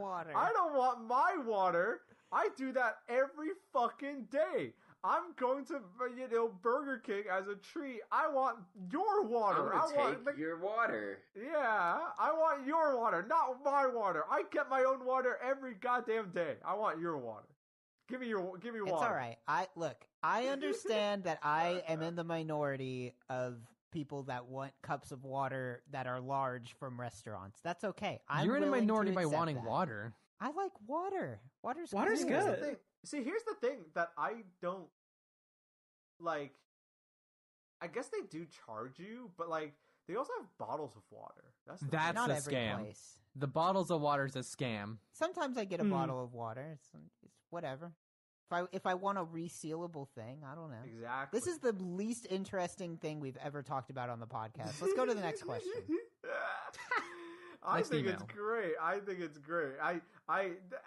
Well, okay, it is, the topic is old and it's not that interesting, but I do like that this person just trying to attack us. No, I respect it. However, I have to say, you're not seeing the big picture. You can't see the forest through the trees on this one. Brain too small. I'm not even saying that. That's a little. That's You're just too stupid. Sorry. God damn. Oh shit! Claw's coming out. This is a vicious episode. This is.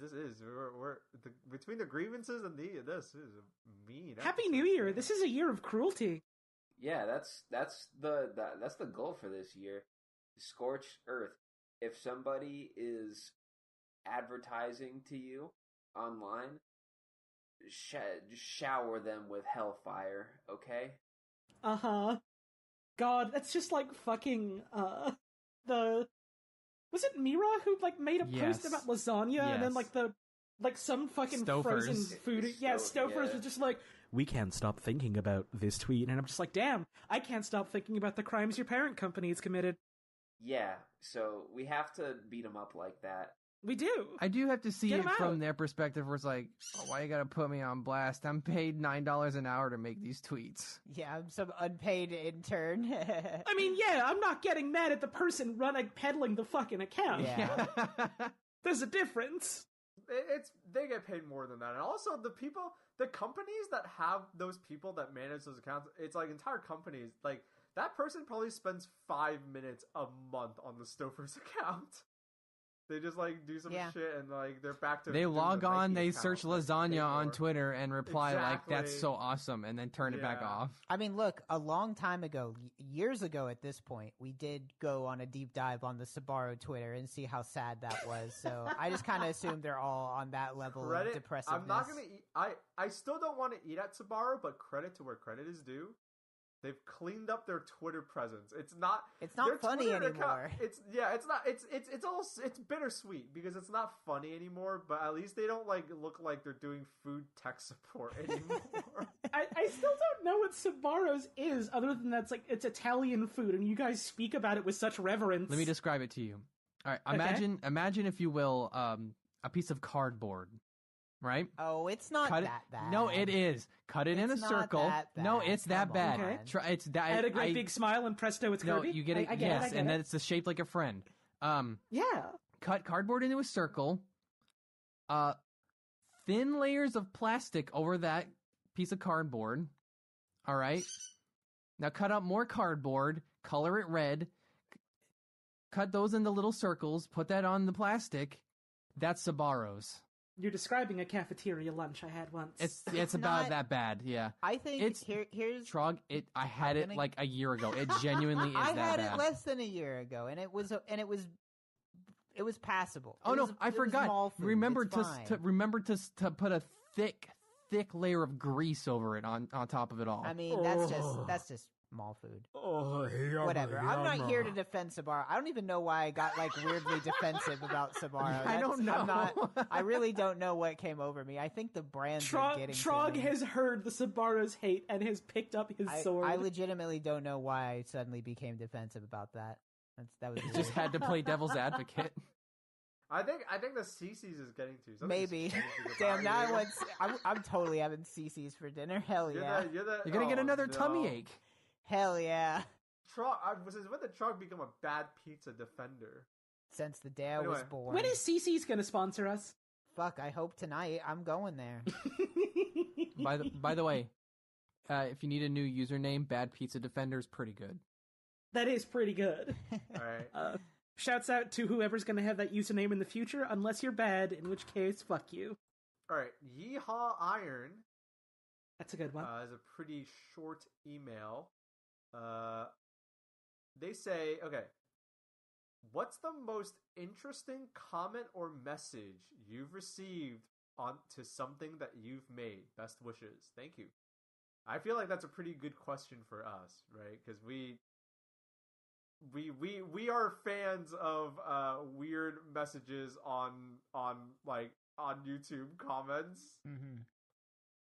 I will I had to think about expand this out a little. I will expand this out a little bit more just to like cast a wider net. I will say not just to something that you've made. Just like, what is the funniest comment that like you've seen on anyone else's stuff either? That's too much. That's impossible. Remember, I don't think I can pick we a have single people one. in charge of comment tube. Yeah. Well, okay. Well, when I say like someone else, I mean like within the group. So it doesn't have to be just your thing. Okay. Yeah. It's hard to bring something up off memory, but like we definitely do have one. Me personally, on Wayne's newest videos, the gnome videos, there are especially for like the first few videos, there are so many people calling me out for like thinking like, I can't believe Bulb is so dumb that he thinks that the gnome is pre-recorded. There's no way it could be pre-recorded. And it's like, yeah, Bulb, you're so dumb. Yeah, all right, you figured it out. I did a little bit of searching real quick, and I can see that this isn't even like video. On my Steam Workshop, one of the funniest comments I've ever seen gotten on something I put on the Steam Workshop. Well, what did you make first? I don't remember what this was on. It was something I made, but because it's irrelevant, because that's just the person is saying, is subscribing free? That's pretty good. I don't really look at YouTube comments a lot, especially for like stuff that I'm in, because I don't know what it is about YouTube specifically that like makes transphobes like crawl out like fucking weevils. So I just don't look at it for my health. But sometimes I'll see one of y'all like post a comment on a thing, or like post a screenshot of a comment rather. And there was one from like, I think it was one of the first gnome videos, and I think about it like every fucking day because I did a whole stream as a tribute to it. But it was literally just someone that posted, I would have preferred the Chronicles of Benry. Yeah, that's a really good one. Oh, that's a fucking that is a really like an upcoming classic. Yeah, that's right up there with Emmett Calhoun for me. Wait, was Emmett? No, I'm sorry. Emmett Calhoun wasn't a YouTube comment. That was somebody in the Discord. So that one non-applicable for this question. Sorry, I forgot. If we're just talking about comments like anywhere on the internet, I think the funniest one to me is blasts you with forearm laser. that or the one about the cop killing dragons on Facebook. No, if we're talking about anything anywhere, I would say punches the living shit. Oh, punches the living shit is also good. What about me and my sister love Snoopy so much we would die for anything. Both of us would die for anything. There's so many good comments in the world when you really break it down.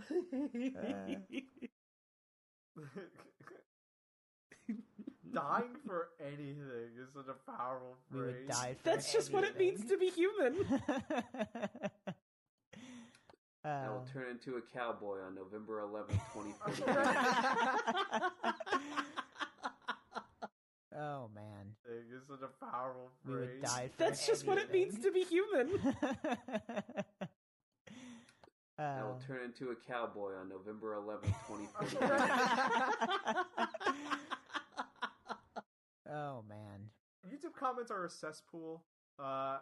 I don't try to look at them too often, but sometimes every once in a while you get gold. You either get gold or you get some mixed signal of like, oh, Bob doesn't know what's going. It's not just me. It's like oh, I gotcha. I know this. It's like, yeah, that's cool. You got what I was going for. On Gallery Power, I've gotten comments. Mm-hmm. Recently I thought it was funny because I got a comment that was like, because back in October I posted one, and then November I posted kind of late, and then oh yeah, exactly a month after I posted in October, I got comments just like, "What happened to the author? Is he okay? What happened? Where's the chapter?" And like, I don't have a schedule, so I'm not really sure what happened there. But I just thought it was funny that it was like immediate, and I wonder if they're freaking out now because I didn't post something in December. Has anyone seen or heard from Logmore recently? I'm really worried about him. Yeah, that's the thing is like you can't really like post status updates or anything to your account on those websites. So it's like I don't exist unless I'm posting a chapter anyway. That's weird. But otherwise, the absolute like the one that I remember always, it was a while ago too. Is one of the comments was like, "Oh my god, the way you draw hands is like saccharine eye sex." Why did you say it like that? That's not. Oh man. Thanks. Why did you say it like that? You should start drawing hands worse. Oh, I'm trying. But yeah, they just keep coming out so good. I don't know why they came up with that, but you know, it's a positive comment, so I guess it's okay. A positive with a question mark. Uh-huh. Last question. Don't know if it's a good one to end on, but hopefully it'll be a good way to wrap it up. Damn. Normally that's Wayne's job. It's hard to wrap up this fucking podcast. Yeah, it's really hard whenever we like don't have a plan or anything. Yeah, because we normally plan this out so well. No, I'm saying just every episode is like there's what is a plan. Well, then, yeah. It is a struggle to get to the Spit it out. Right. From definitely not a dumpster diver. Good name. The topic of their email is dumpster diving. Not related to any activities I have planned this weekend, but have any of you gone dumpster diving or done any similar activities? What would you ever consider dumpster diving a certain store? What would it take for you to jump into a dumpster? Okay. I can give you a very easy answer. I have seen what GameStop tends to throw away. Yup. If the employees are lazy, they will not destroy the products and just toss it, so GameStop could be a good target. Yep. When I was working retail and throwing shit into the dumpster, sometimes people will use the dumpsters because they don't feel like throwing away their own stuff. I have seen a box of just random junk in there before. I have a GameCube game that came out of the dumpster. Huh. So... Which game? Some shitty, like, Teen Titans game, I don't know. But... Great. Yeah, really valuable. Hey, it was a GameCube game, and I got it in, like, 2015. What do you want from me? But... I want you to play it. But, yeah, I mean... Depending on where it is, I'm not entirely opposed. It's free shit. If it's in the dumpster, as far as I'm concerned, it's free game. As long as nobody catches you.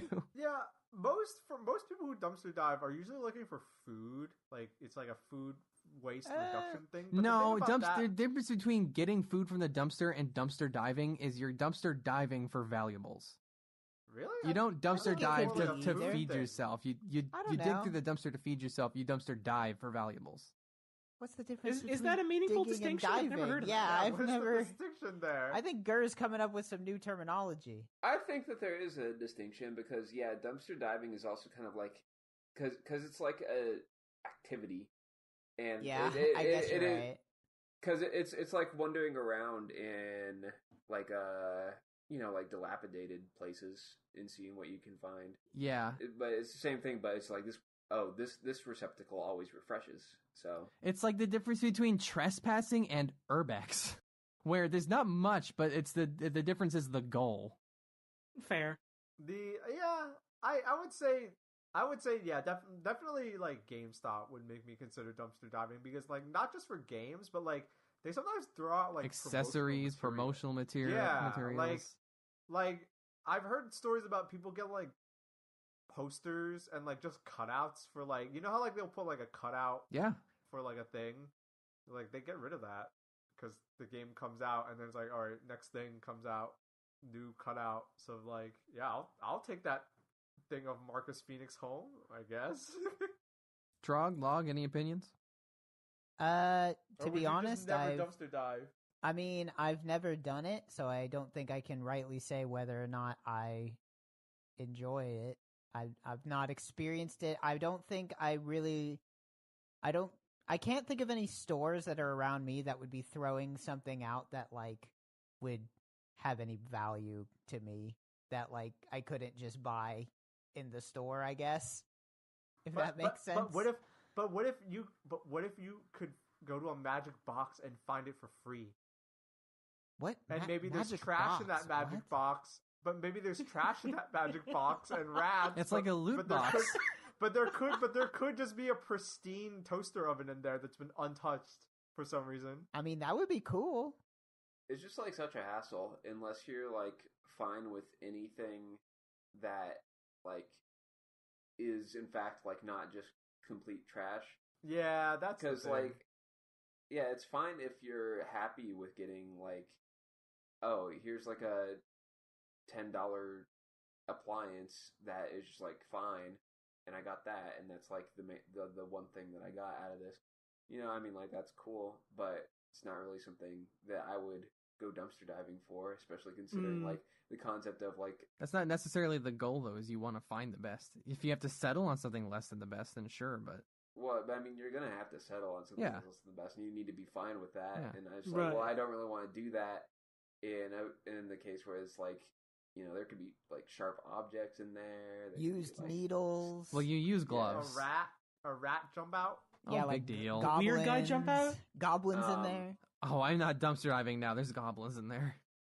My ex-wife could be in there. Can't stand her. We already said goblins. I think it'd be funny because, like, I think about those manuals for Chuck E. Cheese where it's like, oh, you have to destroy the Chuck E. Cheese head completely before you throw it out. And it's like, if there was an undestroyed Chuck E. Cheese head in a dumpster, I would probably take it just to, like, punish them for not following the rules. Didn't that, like, that specific diagram that got floated around for a while, didn't it have dialogue of Chucky being like, youch, this hurts, but it's very necessary? Yeah. Did it? I don't remember that. It was something along those lines of like, oh, this is necessary to, like, you know, protect the sanctity of the Chuck E. Cheese brand or something along those lines, but, like, it was specifically a speech bubble coming out of, like, the mascot's mouth. Good God. Well, and now we know how Chuck E. Cheese will die. Looking at a disfigured Chuck E. Cheese and saying, oh, man, that's going to be me. He's having a dream about, he's having a premonition. You hate to see it, but it had to happen. What was that? What? Is this a bit? What are you doing? Oh shit, it's a goblin. Well, I don't know what Bulb's doing, but thank you for listening to the podcast. The goblin's gonna attack you, Gur. This has been the Where Do We Begin podcast. You can check us out. Head to twitch.tv/team/WRTV. Check out all of our streams. Check out all of our Twitters. Check out whatever the fuck Balp is doing. Balp's always doing something. That's awesome. There's a goblin. He's hitting me. Ow, owie. This is fucked.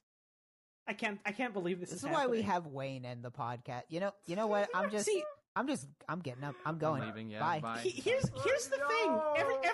Every time you do this podcast, everyone's always like, "Oh, where do we begin?" No one's ever asking, "Well, where do we end?" Well, I'm here to tell you, we're ending it here, right now. Shut it off. And this is where you cut the mics and then you end the podcast. Yeah, no, I'm stopping the recording now. Does everyone really hate the... Oh, man. I'm all alone. Everyone's turned off the recording already. I'm in my home, recording a podcast with nobody.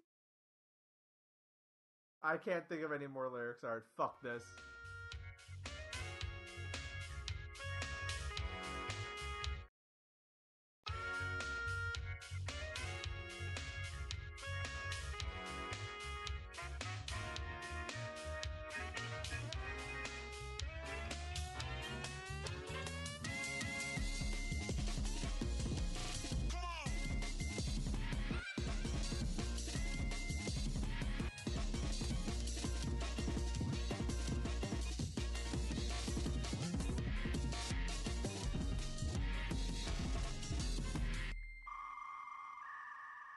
All right, we ready? Yeah. So let's do the countdown again, right? Where the hell is Balp? I didn't say it Where again. the hell is Balp? I didn't say it again. Are you serious? What the fuck? He literally did. I saw your light up. No. What do you mean? We gotta no? restart the recording. No, we're not restarting the recording. We gotta restart the run. Listen, viewers at home, listeners at home, ear users at home, we've been trying to start this podcast for the last 30 minutes, and Balp keeps fucking up. First, it was he has to go to the potty. Second, it was that he couldn't say the command on time. I don't even know if people at home know about that. They don't know what that is. They don't know what that means at all. Every time we start one of these podcasts, we say, restarting the let's do it again. So I don't know why you're talking. No, we're going to do it again. We're going to do 3, 2, 1, die. See, Balp didn't do it this time because he's trying to fuck with us now. Holy shit, dude. What? Is this for real? Are you actually not recording? What? Oh my god. I told you, he's fucking with us. Welcome to the Where Do We Begin podcast, home of the IWasPoisoned.com fan club, which I'm sure is going to feature a very large portion of this episode. My name is Wayne Radio TV. Next up, our friend... I'm Trog. Welcome. We're going in any order. I don't even know. We're missing somebody, so it's all fucked up today.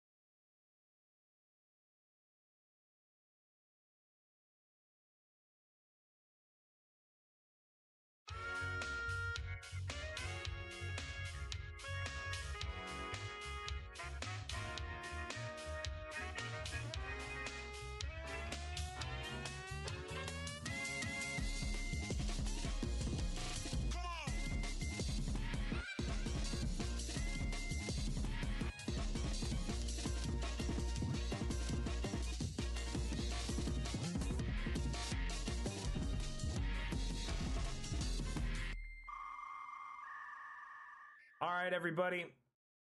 It's December, and it may be the holidays, but we've got some important stuff to sort out. It's not too holly jolly, ho ho ho. It's pretty bad, actually. I am here. Most importantly, we're joined today by Scorpy. Hello, Scorpy. Hey. About 3 months ago, the start of this podcast, we went over a little bit of like a financial record, and we were about 50K in the red.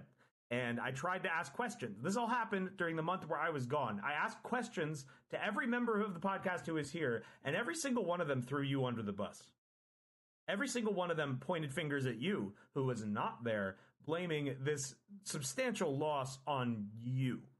So we are here to. You did too. Well, maybe it was Log. There's recorded record that everyone in this situation. Everyone blamed it on you, man. Here's the thing. Not everyone. Listen, Log just said nothing. I didn't say anything. I'm gonna go find that episode right now and find the moment where you put it at Scorpy. Do you know how many other people didn't say anything? A lot more than just 5. You mean right now? No, back then. Back then, not everyone in the world was speaking at the same time. You didn't even listen to that episode. Yeah, it was where it talked about the snake pit or whatever. Snake Strike. I'm surprised I remember that. Snake Pit. Okay, so I want to say vividly that if Log is trying to wipe his hands clean of this, then Gur, Trog, and Balp, you three pointed at Scorpy. Now, I want you to openly and clearly say what he did to spend that 50 grand. Once again, repeat yourself. No, just an apology is fine. Okay. All right, I got it. I'm sorry that Scorpy took that money. But then Scorpy's trying to clean his hands too, and he might actually be guilty. I'm trying to figure out the truth. My hands are already clean. Okay, so that, I mean, I guess if people just want to apologize, then you're just admitting you made it up, and I can start pointing fingers at you three. Now I need to know what you spent the money on. Yeah, who else is in trouble? Hey, let's go from top to bottom. What's the worst thing you've done that you want to apologize for right now? Who's the most in trouble? Who's the most in trouble? Who just feels the worst right now? Top to bottom, let's go. I actually feel great right now. Yeah, but you've done some Pretty good bad day. stuff. What have I done? I don't know, but you should apologize. All right. I'm sorry to the listeners of this podcast for this very confusing intro, that it will be completely lost on new listeners, so sorry. Hey, go listen to episode 18, Snake Strike. You listeners, I think that's welcome. the one. I might be directing you to the completely wrong episode that this happened in. If you've never heard this before, this is the soft reboot, episode 1. We're restarting. Yeah. I didn't even say the quote yet. All right, it's the new series. Where do we are? Yeah. What's Where do we are? Where do we are? Hey, episode 18. You're wrong. Episode 18 is playing Peppers. Bro, I don't fucking remember the fucking. I don't know. I just picked a random number and the title. One of them was Episode 19 was the most fucked up one. That one was really gory. Episode 19 is about one of them was cunnilingus. definitely. Yeah, we're gonna. Didn't we delete that one? I'm pretty sure we wiped episode 19. Like, you can't find that one anymore. No, it's up there. It's on Blip TV. Well, you fucked up, man. You let Quibi get their hands on it. You gotta get that shit taken down. It's on Tubi. It's on Tubi. Do you remember what we said in that episode? Yeah. Yeah, a lot of bad stuff. It's on Chewies. It's on Torchies. It's on Chewy. It's on Chewy's Fuzzies. a pet food website. That's a pet food store. Fuzzies. Yeah, it's on all of them. Every Texas restaurant. Doobies. It's on Weed and Whiskey All TV. Texas restaurants' websites. Anyways. Well, we already began. So why do I even ask? Where do we begin? Because that's the title of the show. It's me, Wayne Radio TV. Who's next on the list? I'm sorry the intro was so confusing. I already apologized. Bro. You don't have to apologize. I know. Who care? That's Balp's apology. Who the hell care? All right. I think this intro is the most gripping we've had in years. I want everybody start with your name and then end with your apology. Since episode 2, the Balp fart incident. All right, Scorpy, sorry. I have nothing to apologize for. Oh, I'm sorry. Trog, I'm very sorry. Lay your guilt before me. Vlog, I'm so fucking sorry. Grr, I'm sorry. What do you want me to do? I'm sorry. I apologize. I apologize. So now that I'm surrounded by 5 sorry saps, I really don't know where to begin. I'm just disgusted with all of you. You've done so much wrong in your lives, and I'm over here. Now it's time to ask, where do we are? Where do we are? If we're gonna start with apologies, I think 'tis the season for Balp to have his annual apology to Trog. Yeah, I'm we're getting surprised you close. didn't even mention that. Trog, I'm sorry I called you a dipshit of Christmas Eve 2019. Trog, the dipshit of Christmas Eve. It's starting. Oh God, your memories are starting to meld, man. You got it. We've gotten far enough away from the initial event that it's starting to like grow sprouts. All right, Balp. For Christmas, I'm getting you some nootropics. We got to boost that brain.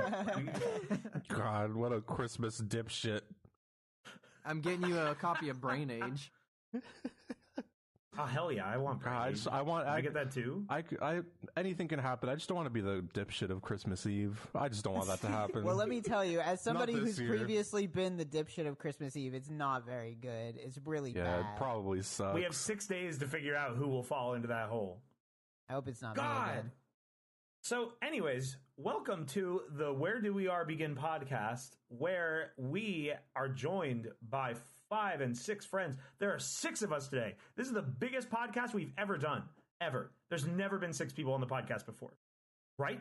I think Right. so. I don't think there's ever Confirm. been 6. Maybe in episode 13. Unlucky number What 13. about when we had Holly on? Gur, were you on when Holly was on? Holly Or did you replaced sub out someone for else. that? Holly- I think Yeah. Holly has always subbed for me. Maybe in Yeah. episode 55. The episode 13 is this episode attacks your balls. All right. I remember that episode very vividly. That was one of my favorites. That fucking Because we kept conversation. talking about things that attacked your balls. It was specifically Logmore's fear of a machine in the toilet that attacks your balls. Yeah, Like I remember that. someone one. put I like little remember saw reading that blades down story there. Mm-hmm, mm-hmm. Like it was yesterday. reading that story. I thought it was your story. No, well, yeah, because I You read it in thought a about book. it. I was afraid of it because I read about it in a book. Oh, Don't you remember? Right. It's been a fucking while. I need the new Tropics too. I read about a toilet You balls do? trap in a book, and Who from then wrote that on, shit? Who's Abraham the fucked Lincoln. up author? It was like a book of scary things. Terry Pratchett, urban Nut legends. Destroyer. That book It's in also Ringworld. that book had machines that attacked your balls, and it had mummies' curses and That's fucked the up. Jersey Devil and Skinned Tom. That sounds like enough to ruin a child's life. Like, I feel like if I read that, I wouldn't have slept for a few weeks. Like, the fucking, like, the books, what were those books called with the scary faces, what in them, you know? Goosebumps. No, the, like, scary stories to read in the dark. That's what they're called. Yeah. Like, that shit fucked me up for life. Scary stories to fuck up your life. Yeah, that's what they should have called it. Scary stories to fuck up your balls. To get this conversation out of talking about a previous podcast episode, why don't they make books like that for adults? What, like scary stories? I think that's been Horror is a genre of book. I think they write those. No. I don't just mean like a horror novel. Why don't they make 'cause horror books? You're right. They make horror novels Nothing's for scary adults, anymore. obviously. But like, I want the adult version of like, let me buy this book and there's like 30 really short, like scary stories. Yeah, have you heard of anthologies? I think that exists. Those are I'm almost things. certain you could find a horror anthology book. Those are short story anthologies, my man. All right, let's find the product for you. Horror anthology. I'm so happy book. with that. They should be. I don't know. Are they about like things that attack your balls and turning into bees and shit? You're gonna want to read The Weird by Jeff Vander, or 20th Century Ghosts by Joe Hill. The book I read wasn't for kids, by the way. I went to the library and just found it on a shelf. I remember that. Clive Barker's Books of Blood. Valve, there's tons of these for you. That book was like, for some reason, I just remember that book so well. I remember I was at the library and I picked it up off a shelf, and the first story was about like a mummy's curse, and then I read it, and I was there with my mom as I was a little kid, and so I thought that she was in the same like aisle as me. And so, as I was reading the story, I just said out loud, "Man, that mummy really was cursed." And then I looked over at the woman next to me, and it was not my mom. Yo, you made your mom transform. That's crazy. Okay. It was the mummy's curse. Do you remember anything else about this book? I want to know what this book is now. What was this book called? Because now I'm like genuinely interested. I want to read. All right, I remember so podcast question of the week. there was a story, like I remember the balls story. Yeah, I remember a of course mummy's you do. curse. The mummy. There was a Do you story. remember your mom, your fake mom? There was a story about Skinned Tom, which was like a guy who got like skinned alive, and then was just like he kind of like hung out at the edge of the forest and like scared you. Classic. That's pretty Like, come scary. out from the edge of the forest and scare you. Podcast question of the month. What is this book? Does anyone recognize this book about mummies and ball device and forest guy? Well, wanna I know we brought it up on another podcast, and you would have told us by now if you knew it, but now we're asking. No, because we didn't ask about it. Like we didn't. could have. didn't I don't pose this remember. That was question. months ago. We did not. I specifically remember that we did years not. ago at this We're point. asking now. I think there's also stories in there, much like the ball story, just Damn, they making got children stories in there? afraid of like anything in the world. I think there were stories about like people that would hide under cars with sickles and attack your feet. That's the purpose. That was the purpose of like scary stories in the past. They were meant to like stop kids from wandering off into the woods, and I guess trying to stop kids from like getting into strange cars because of the sickle man. And now we have creepypastas to stop kids from playing Sonic Adventure. That was the intended purpose Right. of them. Yeah, exactly. My son will never play. If my son ever finds a scary copy of Pokemon called Pokemon Dark Version, he'll never play it because he read the I don't want to play stories. that game. Shadow's gonna shoot me in the dick. It makes them not go on the computer. They get scared. You know, if that story about the sickle man under cars was supposed to stop kids from getting into strangers' cars, like, there's already a scary thing going on there. A stranger trying to get you in their car is already scary. But now there's a sickle man, too? I don't think it was supposed to tell kids to not get into strangers' cars. I think it was to just make people afraid of cars. Okay. And the potential to make people look under cars for sicklemen. That's fair. You don't want to look. He'll jab you he'll get you in the eye. He'll poke you with a sickle. How old? This must be a pretty old book if it has a story like that. Can you imagine like cars being a new technology and people trying to start shit with cars? You know what? That actually, you know what I mean? This was actually just about a week ago. Being in my Uber driver's car, for some reason, his seats were like so far forward that I became self-aware of the fact that I was just in a metal box going like 80 miles an hour. And underneath. And you had so much fun. You ever like just stop and think about how fucked up that is, that you're just in this metal cube rolling on wheels at 80 miles an hour? I think about that, and then I rev up to 120. If I'm going out in a blaze of glory. We can solve the climate crisis if we start telling stories to children about the fact that there's a sickle man inside every car, and he kills the driver underneath every specifically. car. It's a technological marvel. It's just a big old ton of metal, and it goes 80. It's going 80 miles down, and it's tearing ass down the freeway. Yeah, tearing ass, ripping ass, and it's just like it feels like nothing at all. And all the while, the sickle man stays strong, attached underneath the bottom of the car. And he will get you when you get out. No, while you're driving, he can climb up to the driver's seat window, and he does like a quip, like he does like a Jack the Ripper joke. He's like ripping ass down the highway, huh? I'll rip you with my sickles. Is that a Jack the Ripper joke? Is that the kind of jokes that Jack the Ripper makes? And then he goes with the sickle and he kills you because you drove a car. So you got to stop driving cars. Yes, I do agree. You'll cut down on your emissions. You'll cut down on your emissions, and you'll never encounter the sickle man in your life. I'm down with cars going away. I hit every pothole. Why are you just saying no to my story? Because I hit every pothole and he dies. He falls Bro, he's off. invincible. You can't kill sickle man. All right. It's less popular now. Like, sicklemen aren't as popular now because suburban driveways just kill them with their 45-degree angles. Valb, I've already got the title for this episode. Just call it "There is a Sickle Man" at 11 minutes 22 seconds, or whatever we started talking about this. I mean, hey, maybe some even more fucked up topics will come on. Maybe we top talk about 10 mummies. reasons. Then, what then? I'm gonna make sure we never get away from the Sickle Man topic. We're gonna be talking about it for an hour and a half. I'm gonna end it right now. Listen, that's my podcast power. That's my podcast power. I will make every episode about Clown Squirt. I will now make every episode about the Sickle Man. It'll never stop. I don't want to talk about the Sickle Man. The Sickle Man sucked my toes at VidCon. I don't want to talk about the Sickle Man. Dude, you're just gonna say it? You're just gonna drop it? Okay. How do we have a successful No, that was the podcast? Suckle Man. Sorry. We don't. No, we do. No, we don't. No, that's the fucked up thing. We do. Suckle Man. The Suckle Man sickled my toes at VidCon. He cut them right off. That's the fucked up thing. We do. We No. talk about shit like this, what? and we get like 8,000 downloads. Yeah, an but episode, okay, which is that's pretty like good, apparently. numeric success, we but got what about in 50,000 your downloads. soul? What about in your brain? Like, do you feel proud of this? Valp, in our DMs, you always tell me we get like 100,000 downloads. Are you Why do fucking lie? proud of this stupid podcast? You were telling me we're Idiot. at 1 million per episode. I don't know what you're talking about now. I thought we were getting paid. This is I'm going having to creative Spotify. difficulties. I'm having creative difficulties right now. Now's a good time to chime in and say we have a better email that rolls off the tongue better for topics and questions and whatnot. Oh, hell yes. If you wanna send us, tell us what you think about the Sickle Man and mummies, VidCon, and werewolves, And the Christmas dipshit and VidCon. Whether the Sickle Man should go back to VidCon next year. If you know what book that comes from. Yeah. Go ahead and send us your emails at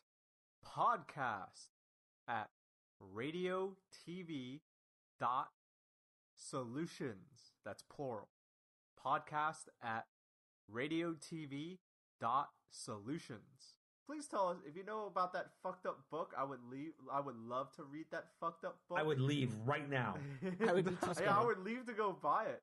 I want to read a book. That sounds right up my alley. I would love to read a book about mummies and sickle men and shit that fucks And you Mario's up. and I Simpsons. realized that I don't like I like horror, but it's not a horror. But it's too specifically. scary. I just like things that are scary. I like. That's well, that Horror. that kind of What sounds is- like horror. yeah. Maybe. No, I mean I like Adam Curtis documentaries. I like like hearing about like missing people stories. I was complaining that no one's come up with horror yet. No one's done it. Well, that's called true crime. You do actually like true crime quite a bit, which is a subset of horror. Am I a basic bitch? Yeah. I don't know how many Spotify true crime broadcasts do you have on your saved. I don't think you're a basic bitch. I think true crime can be interesting. A lot of people like it, but I don't think that makes it entirely basic. I'm the opposite. I don't like true crime. Can I get a true crime TV show where they just talk about like petty crimes, like he stole an ice cream cone? It's called Cops. This is Timmy, age 10. He just took a gumball from the gumball machine with a quarter on a string. Stolen bag of chips was never returned. I want like petty shoplifting, but like on that level. I want them to like go into the. Have you guys ever watched JCS, Criminal Psychology, on YouTube? Have you ever seen those videos? They're like, he uploads these like 50-minute documentaries about criminal